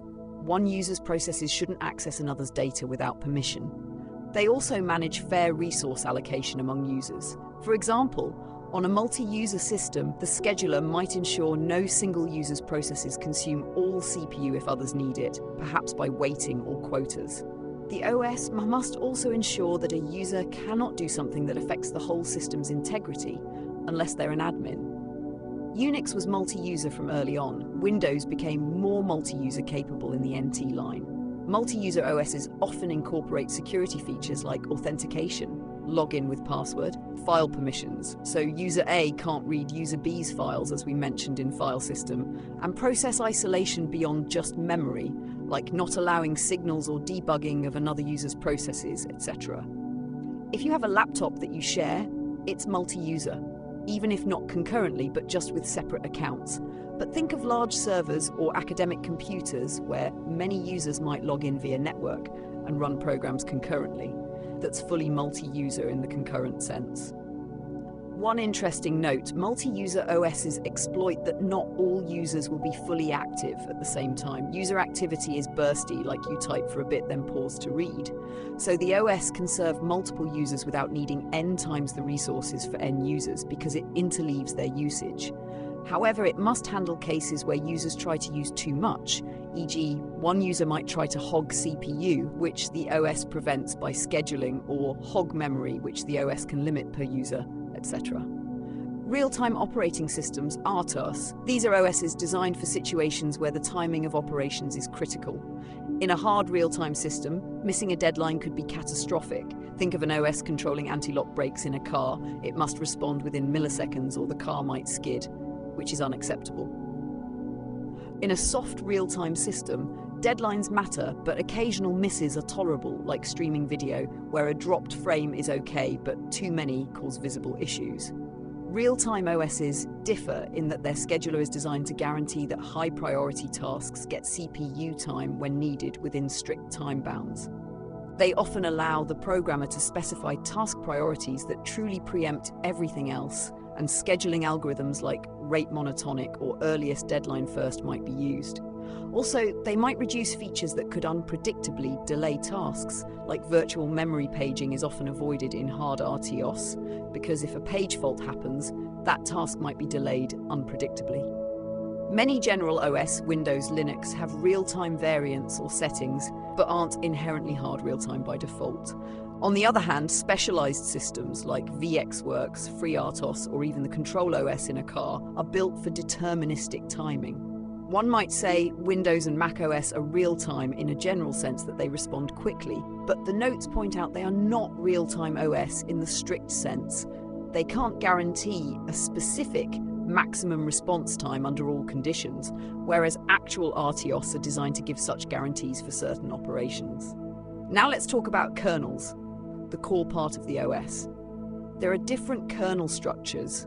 Monolithic kernel. This is a kernel design where almost the entire OS, device drivers, file system, memory management, scheduling, networking, etc., runs in kernel mode as one large program. Linux and older Unix, Windows, etc. are largely monolithic, though they can dynamically load drivers, but those drivers run in kernel space. The advantage of monolithic kernels is efficiency. Calling between OS components is just a function call within kernel memory space, and they can share data easily. The disadvantage is that a bug in any part, even a third-party driver, can crash the whole system, and the kernel tends to be huge and complex, which can increase bug likelihood. Also, modifying or updating it is a bit heavy since it's one big unit, though loadable modules alleviate that to some extent. Microkernel. In this design, the kernel is minimized to only essential functions, often just inter-process communication, IPC, basic scheduling, and low-level memory management. Many traditionally kernel components are run as separate processes in user space. For example, device drivers, file system servers, etc. might run outside the kernel. When something needs a service, it communicates with these servers via IPC. The idea is improved stability and modularity. If a driver crashes, it's like an app crashing, not a kernel panic. The system might recover or restart that service. Microkernels also potentially allow more flexibility. You could run multiple OS personalities on top, etc. The downside historically is performance overhead. Contacting a service outside the kernel means an IPC message, which is slower than a function call in a monolithic kernel. There have been debates in OS research about microkernel versus monolithic. Microkernels like Mark L4 QNX have gotten more efficient over time, and indeed some modern systems, like the CL4 microkernel or QNX used in some embedded devices, and even Minix 3 for reliability, use microkernel designs successfully. One example of a hybrid use, Windows and macOS use a sort of hybrid kernel. Both have microkernel influences. macOS's XNU kernel uses Muck microkernel plus a BSD layer. Windows NT was influenced by microkernels, though it's more monolithic hybrid in practice. Hybrid kernel. Many call modern kernels hybrid because they incorporate aspects of both. They are mostly monolithic but might run some things in user space or have a modular structure. For instance, Windows is sometimes described as a hybrid kernel. Some system components run in user space servers, but much is in kernel. macOS's kernel, as said, is hybrid. Muck microkernel plus other parts in kernel space. A hybrid kernel lies between the two, trying to get performance while still isolating some components. The notes indicate monolithic kernels, entire OS in kernel, X, Linux. Microkernels, minimal kernel, rest in user X muck. Hybrid kernel, in between, Windows, macOS. They also described why monolithic is fast context switching and messaging overhead, and microkernel more stable. A faulty driver can't crash whole system. They gave a nice printer example. In microkernel, printing from Chrome requires multiple transitions. Chrome, kernel, printer driver process, kernel, actual hardware. Whereas monolithic, Chrome, kernel with driver inside. Hardware. Stability example, buggy printer driver crash in monolith crashes kernel. In microkernel, just the printer service crashes, kernel and other processes keep running. So, each approach has trade-offs, performance versus isolation. Now, beyond kernel architecture and usage type, OSs can also be categorized by target devices. Desktop OS, server OS, mobile OS, embedded OS, like those in appliances or IoT devices. Each might prioritize differently, e.g., embedded might be smaller footprint, use real-time, etc. Mobile OS might emphasize power management heavily, etc.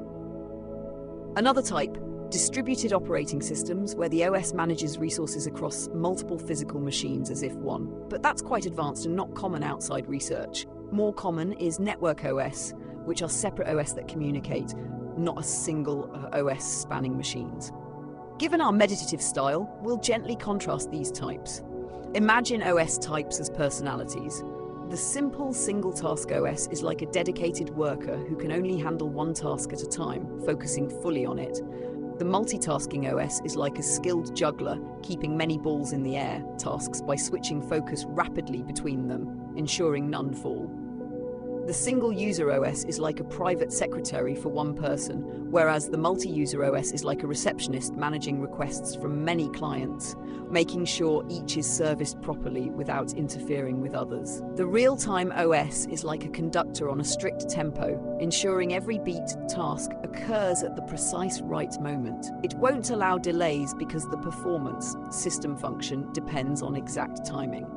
The monolithic kernel is like a big all-in-one workshop where all the machinery and tools are in one room, fast to move between tools, but if something breaks in that room, the whole workshop halts. The microkernel is like a set of small specialized rooms, workshops, each containing certain tools. To build something, you might move parts between rooms slightly slower, but if one room's tool breaks, the others are unaffected and you can possibly reroute your tasks. Most of the famous OS in use are multitasking, multi-user to some degree, not hard real-time except those in special equipment, and have either monolithic or hybrid kernels. But it's good to know alternatives exist, especially in embedded world where an RTOS might be running, or in experimental systems where microkernels are used for reliability. One interesting current thing, virtualization. Nowadays, one OS can run on top of another, like a virtual machine, or multiple OS can run on one hardware via a hypervisor, which is sort of an OS for OSs. That's beyond scope, perhaps, but it shows we can have different OS types coexisting. To wrap up, understanding OS types and kernels gives context for why OSs are designed differently for a phone versus a car versus a PC versus a mainframe. Now we have a broad picture of OS design and roles. In our final technical chapter, we'll talk specifically about system calls and privileged modes, which we touched on early, but will tie together now in context. How user programs interact with the kernel safely, how the CPU mode, user versus kernel, enforces boundaries. This is a key concept bridging user space and kernel space. After that, we will move to a gentle summary and wind down. Take a calm breath. We've almost covered the whole landscape of OS concepts. Let's proceed to our second to last chapter on system calls and privileged modes to solidify how the OS and applications communicate and maintain security. Chapter 10, System Calls and Privileged Modes. Imagine the operating system as a secure castle and the applications as citizens living outside the castle walls. The OS, particularly the kernel, has full control inside the castle. It can access all resources, the hardware, all of memory, etc. The citizens, applications, live in the town, user space, and have limited abilities on their own. If they need something from the castle, like a resource or a service, they must politely send a request at the gate. This request is what we call a system call, a controlled entry into the kernel for a specific service. Computers enforce this separation via privilege levels on the CPU. Typically, there are at least two modes. User mode, unprivileged mode, the mode in which normal application code runs. In this mode, certain CPU instructions and operations are not allowed. For example, an instruction to halt the CPU to directly manipulate div registers or to change memory mappings is forbidden. If an application in user mode tries to do something disallowed, the hardware will block it or raise an exception. Kernel mode, privileged mode, sometimes called supervisor mode. In this mode, the OS kernel can do anything the hardware can do. It can access any memory address, execute any instruction, interact with hardware directly. The OS kernel runs in this mode so it can manage the system. This division is fundamental for protection. By running applications in user mode, we ensure that even if a program has a bug or malicious intent, it cannot directly compromise the system or other programs' memory. It's like having a strong law that citizens cannot forge royal decrees or open the castle gates themselves. They must go through official channels. Now, how does a user program perform a privileged operation like reading a file or sending something to a printer? It does so by making a system call. A system call is somewhat like a function call, but it involves a mode switch from user mode to kernel mode in a controlled way. Typically, CPUs provide a special instruction for this. For example, int 0x80 in older x86 Linux, or syscall in newer x86 64, or SVC in ARM. When the program executes this instruction, the CPU does the following. 1. It switches into kernel mode, privileged mode. 2. It saves the current execution context, so the kernel knows where to return to. 3. It jumps to a predefined entry point in the kernel, the system call handler. This is similar to an interrupt, except it's initiated by the program intentionally to request service. In fact, system calls are often implemented as a kind of software-triggered exception, hence the instruction named like an interrupt or trap. The program will have set up some registers or memory with parameters indicating which system call each service has a number and what arguments, like which file to open, etc. For example, on a Linux system, to write to a file, a program might put the system call number for write in a register and the file handle, buffer address, and length in other registers, then trigger the syscall instruction. The OS kernel system call handler then dispatches this to the appropriate internal function, like the code to handle file writes. The kernel performs the operation. In kernel mode, it can do things like access the file system structures, talk to disk drives, etc. When it's done, the kernel prepares a result like number of bytes written or an error code. Then it reverses the process. It resets the CPU back to user mode. It returns to the instruction after where the trap was called, so the user program continues. The return values are given back to the program, usually via registers as well. From the perspective of the user program, it just called something like a library function write, which under the hood made that trap. The user program is paused while the kernel does the work, then resumed with the results. During that time, the kernel had full privileges, but crucially, the kernel code is carefully written to check the validity of what was asked. It verifies, for instance, that the memory addresses passed to it for data to write belong to the calling process, so a process can't trick the OS into writing someone else's memory to a file. It checks that the file handle is valid and that the process has permission to write to that file. It ensures any resource usage is accounted, etc. Only after validation does it perform actions, and if something's off, like invalid parameters or not allowed, it returns an error. This gating function of system calls is essential. If user programs could directly perform operations without system calls, one could try to do things like write directly to disk blocks or kill other processes or disable interrupts, all sorts of havoc. But because you must go through a system call, the OS can enforce checks and only allow what's appropriate. It's a controlled interface between user and kernel space. System calls cover various categories. Process control, create or terminate a process, load a new program, e.g. fork exec in Unix. File operations, open, close, read, write, seek in files. Device management, requests to device drivers, though often abstracted via files, like reading from a device file. Inter-process communication, pipes, signals, shared memory, etc., to let processes coordinate. Networking, sending, receiving data through sockets, which the OS provides. MISC, getting time, setting system settings, etc. In user code, these often look like normal function calls because a system library, like the C library, provides wrapper functions that execute the trap instruction for you. For example, when you call printf in C, it eventually calls the write system call to output to a file descriptor, like standard output. The C library might prepare registers and call the syscall instruction for you, so you don't manually write assembly to trigger it. Besides system calls, the only other ways to enter kernel mode are interrupts and exceptions. Interrupts from devices or time cause the CPU to switch to kernel mode and jump to an interrupt handler. The OS will handle the device event, like keyboard input or timer tick, and then typically resume whatever it was doing, perhaps switching tasks if needed.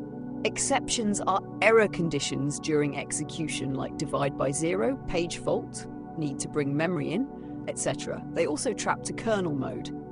The OS then handles these, e.g. for a page fault, it may load the needed page from disk and resume the process. For divide by zero, it might send a signal to the process to handle it or kill the process.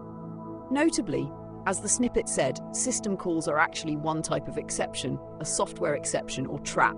The CPU doesn't consider it an error, but it uses the same mechanism of switching to kernel and invoking a handler. When the OS is done handling an interrupt or exception, it typically returns to whatever was happening. If it was an interrupt from a device, it might return to either the interrupted user program or to the scheduler to maybe switch tasks. On return, it flips back to user mode. Let's discuss the mode bit specifically. The CPU has a status bit, or similar, that indicates the current mode, 0 for user, 1 for kernel, or vice versa, depending on architecture. On a system call or interrupt, hardware sets it to kernel mode. On returning from these, the OS will execute a special return instruction that flips it back to user mode and restores user registers. This ensures that, after handling, the user program cannot just continue running in kernel mode. The transition can only happen via these controlled instructions and returns. Also, to protect the kernel from user memory and vice versa, typically the CPU also changes what memory addresses are accessible when switching modes. For example, the kernel's memory, like the top part of address space as earlier snippet suggests, is marked as accessible only in kernel mode. So when in user mode, if code tries to access an address in the kernel region, the hardware will block it. This causes a fault. When in kernel mode, those addresses are accessible. So, switching to kernel mode opens the door to kernel memory for the OS to use, and switching back closes that door. Privilege instructions examples. I/O instructions like out to a device port can be privileged. Changing the page table registers which map memory is privileged, so a user program can't remap memory arbitrarily. Disabling interrupts is privileged. Imagine if any app could disable interrupts, devices and scheduling could be frozen. Setting the timer, controlling special CPU flags, etc., all privileged. By requiring these to be done in kernel mode, the OS ensures only its code, which is trusted, can do them. An application that needs some action done uses syscalls. For instance, consider memory management. An app requests more memory maybe via a system call, brk, sbrk, or mmap on Unix or virtual alloc on Windows, etc.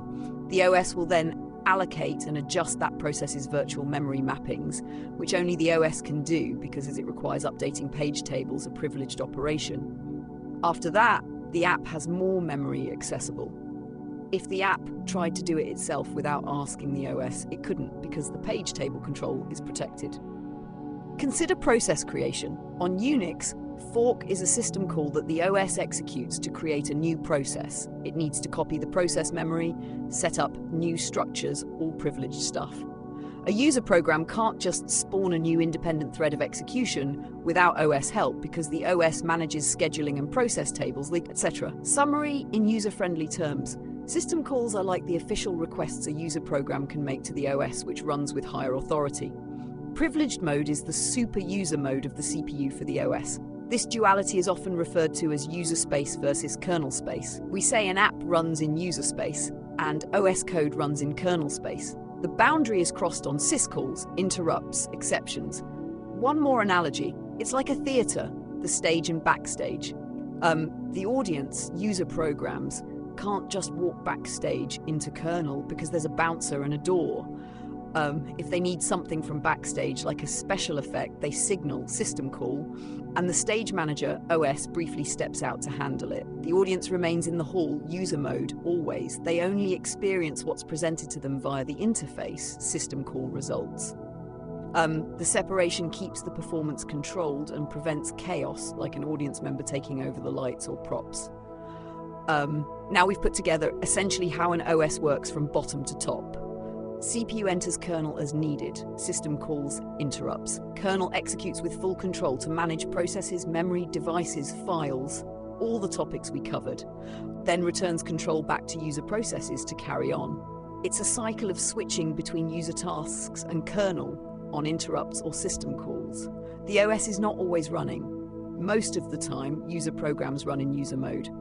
The OS gets involved when something requires arbitration or hardware access, or on periodic timer interrupts to schedule. We have travelled through the conceptual landscape of operating systems.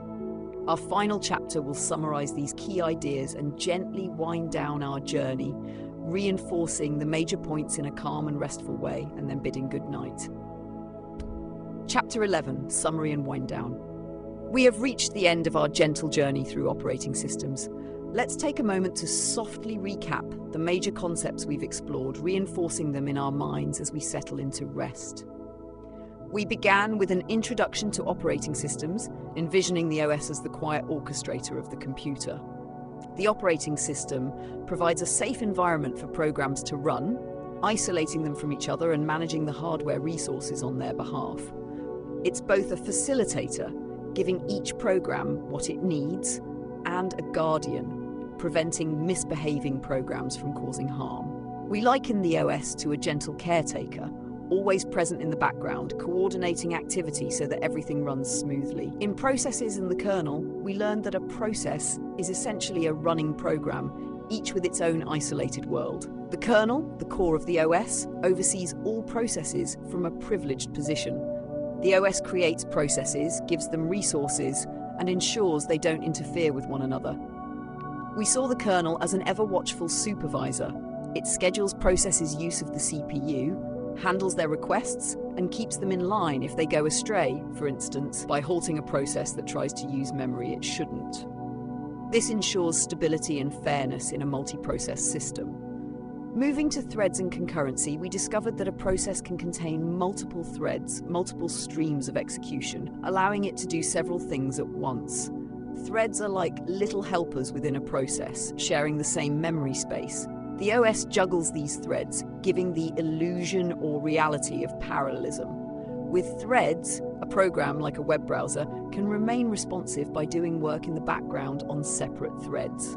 We imagine threads as parallel dancers coordinated within the same dance process, making the performance richer and more efficient. But as we noted, having multiple threads leads to the need for careful synchronization. In the synchronization chapter, we addressed how threads or processes coordinate when they share resources or data. We introduced the concept of critical sections, parts of code that only one thread should execute at a time. Mechanisms like locks, mutexes, ensure mutual exclusion, preventing race conditions where threads might otherwise collide unpredictably. We spoke softly about how synchronization is like a traffic light at a junction or a key to a shared kitchen. It enforces orderly access and prevents chaos. With proper synchronization, threads cooperate peacefully, each waiting its turn when necessary, which preserves consistency and stability in the system's operations. We then gently explored address spaces and virtual memory. The OS gives each process the comforting illusion that it has a large contiguous memory all to itself. Under the hood, the OS uses virtual memory techniques to map this virtual address space to the actual physical memory, often with the help of hardware, the MMU. This not only allows efficient use of RAM by, for example, moving infrequently used data to disk, but also provides strong isolation between processes' memories. We pictured each process in its own private apartment address space, with identical house numbers that don't clash because the OS behind the scenes redirects each door to the correct physical location, like magic hallways that the OS controls. Virtual memory and address translation let the OS be a magician of memory, protecting processes from each other while making the computer appear to have more memory than it physically does through techniques like paging. This part of our journey highlighted the OS's role in managing the finite memory resource transparently and safely. Next, we discussed scheduling, how the OS decides which process or thread gets to run on the CPU at any given moment. We compared the OS to a fair coordinator, giving each task a slice of time on the processor, then switching to the next, and so on. We recalled that typical slices might be just a few milliseconds long, creating the impression that everything runs simultaneously. The OS scheduler aims to keep the system responsive, so interactive tasks get prompt attention, and fair, so no task is starved, all while keeping the CPU busy efficiently. We imagined a kind of round-robin scenario with an adult ensuring every child gets a turn on the swing, an analogy for time slices on the CPU.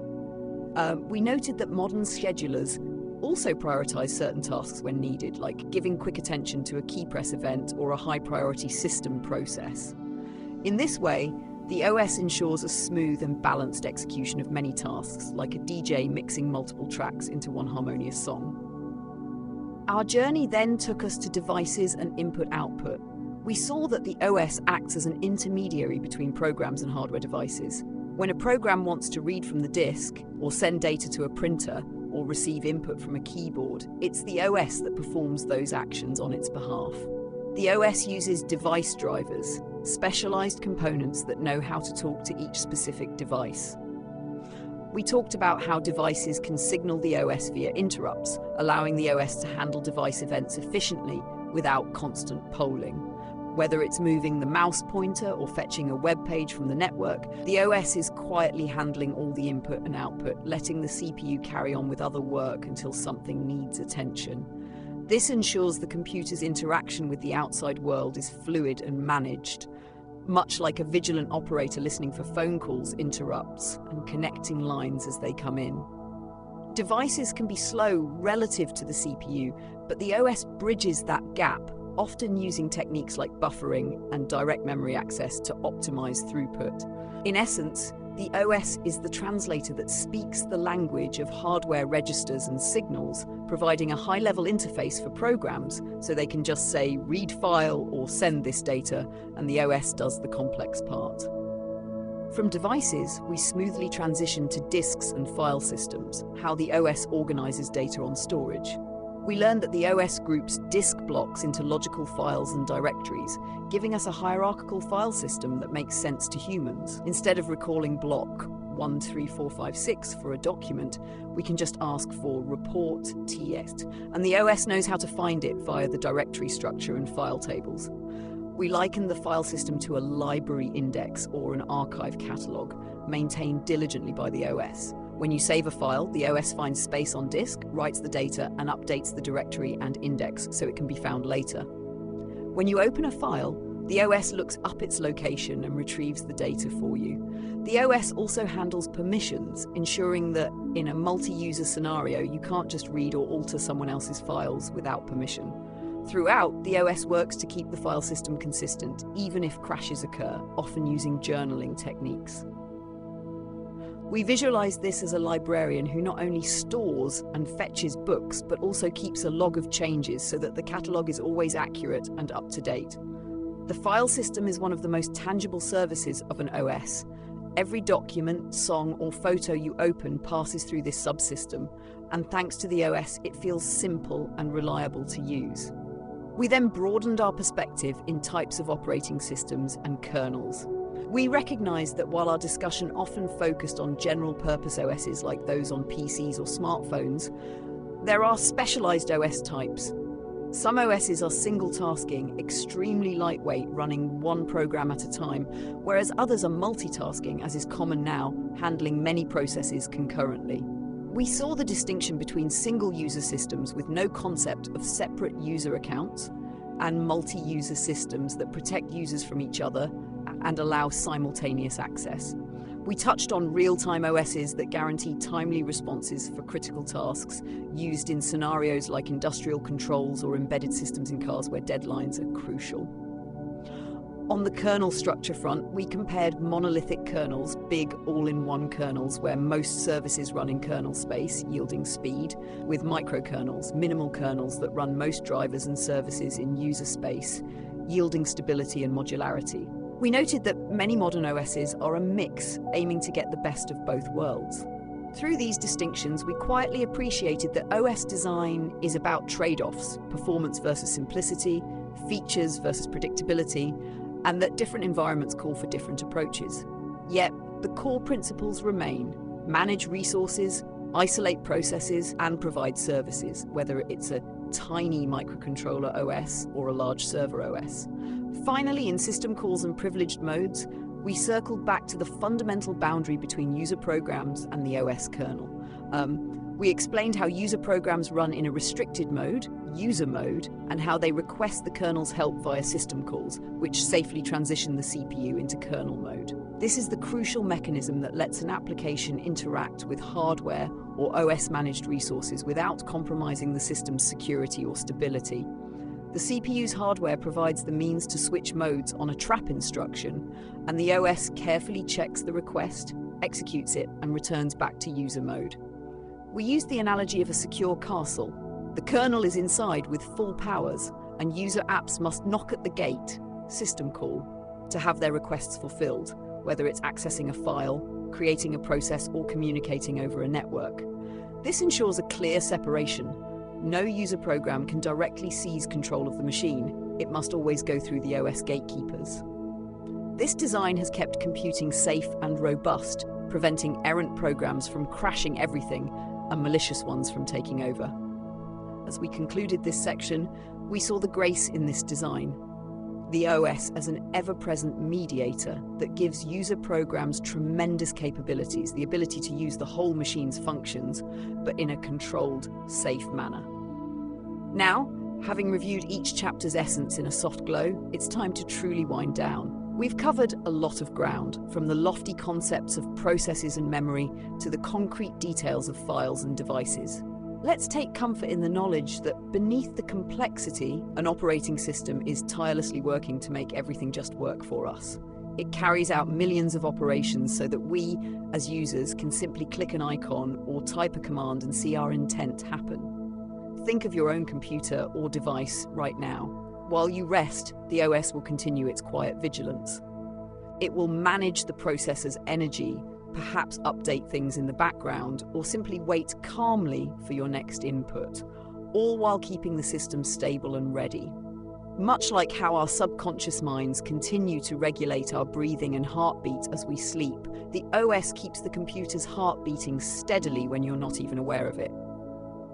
You can close your eyes knowing that this unsung digital guardian, the operating system, is always there when you need it, performing its duties with precision and care. It's fascinating and intricate, yet its whole purpose is to make the computing experience effortless for you. Now let all these concepts settle softly in your mind. There's no need to actively recall details. Trust that the understanding is there and you can retrieve it whenever needed. At this moment, you can simply let go of active thought and enjoy the tranquility that comes from having walked through this journey. Feel the weight of any remaining tension melt away. The world of operating systems, complex and powerful, has been gently laid out and now recedes into a peaceful background hum. In the foreground, there is only calm. Take a slow, deep breath.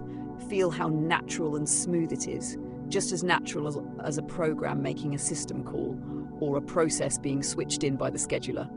Everything in our discussion ultimately aimed at smoothness, harmony, and reliability. Let that reflect in how you feel, smooth, harmonious, reliable in your own being. Any disturbances, like a race condition of the mind or an interrupting thought, have been handled, synchronized away, leaving you in a safe, protected mental space, your own private address space of calm. As the final act of our meditative documentary, picture once more the entire operating system working quietly inside your device, memory tucked away neatly, processes drifting in and out of the CPU like gentle waves, devices patiently signaling when needed, files resting in orderly rows on disk. It's all in order. The OS stands guard, ensuring balance and order persist. You've done a wonderful job accompanying me through this exploration. Now it's time to let your mind and body fully relax. There is nothing more you need to do or understand right now. You can trust that the knowledge will be there when you want it. For now, you deserve rest. May your sleep be as stable and rejuvenating as an operating system after a fresh reboot, clearing out the day's temporary clutter and starting anew.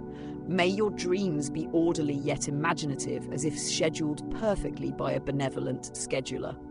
With that, I will leave you to drift into a pleasant and deep slumber, supported by the knowledge that some systems, like the OS, like your own heartbeat, continue to take care of things without any conscious effort. Thank you for listening to this journey through operating systems. Feel free to let go of any remaining alertness and sink into comfort. Good night.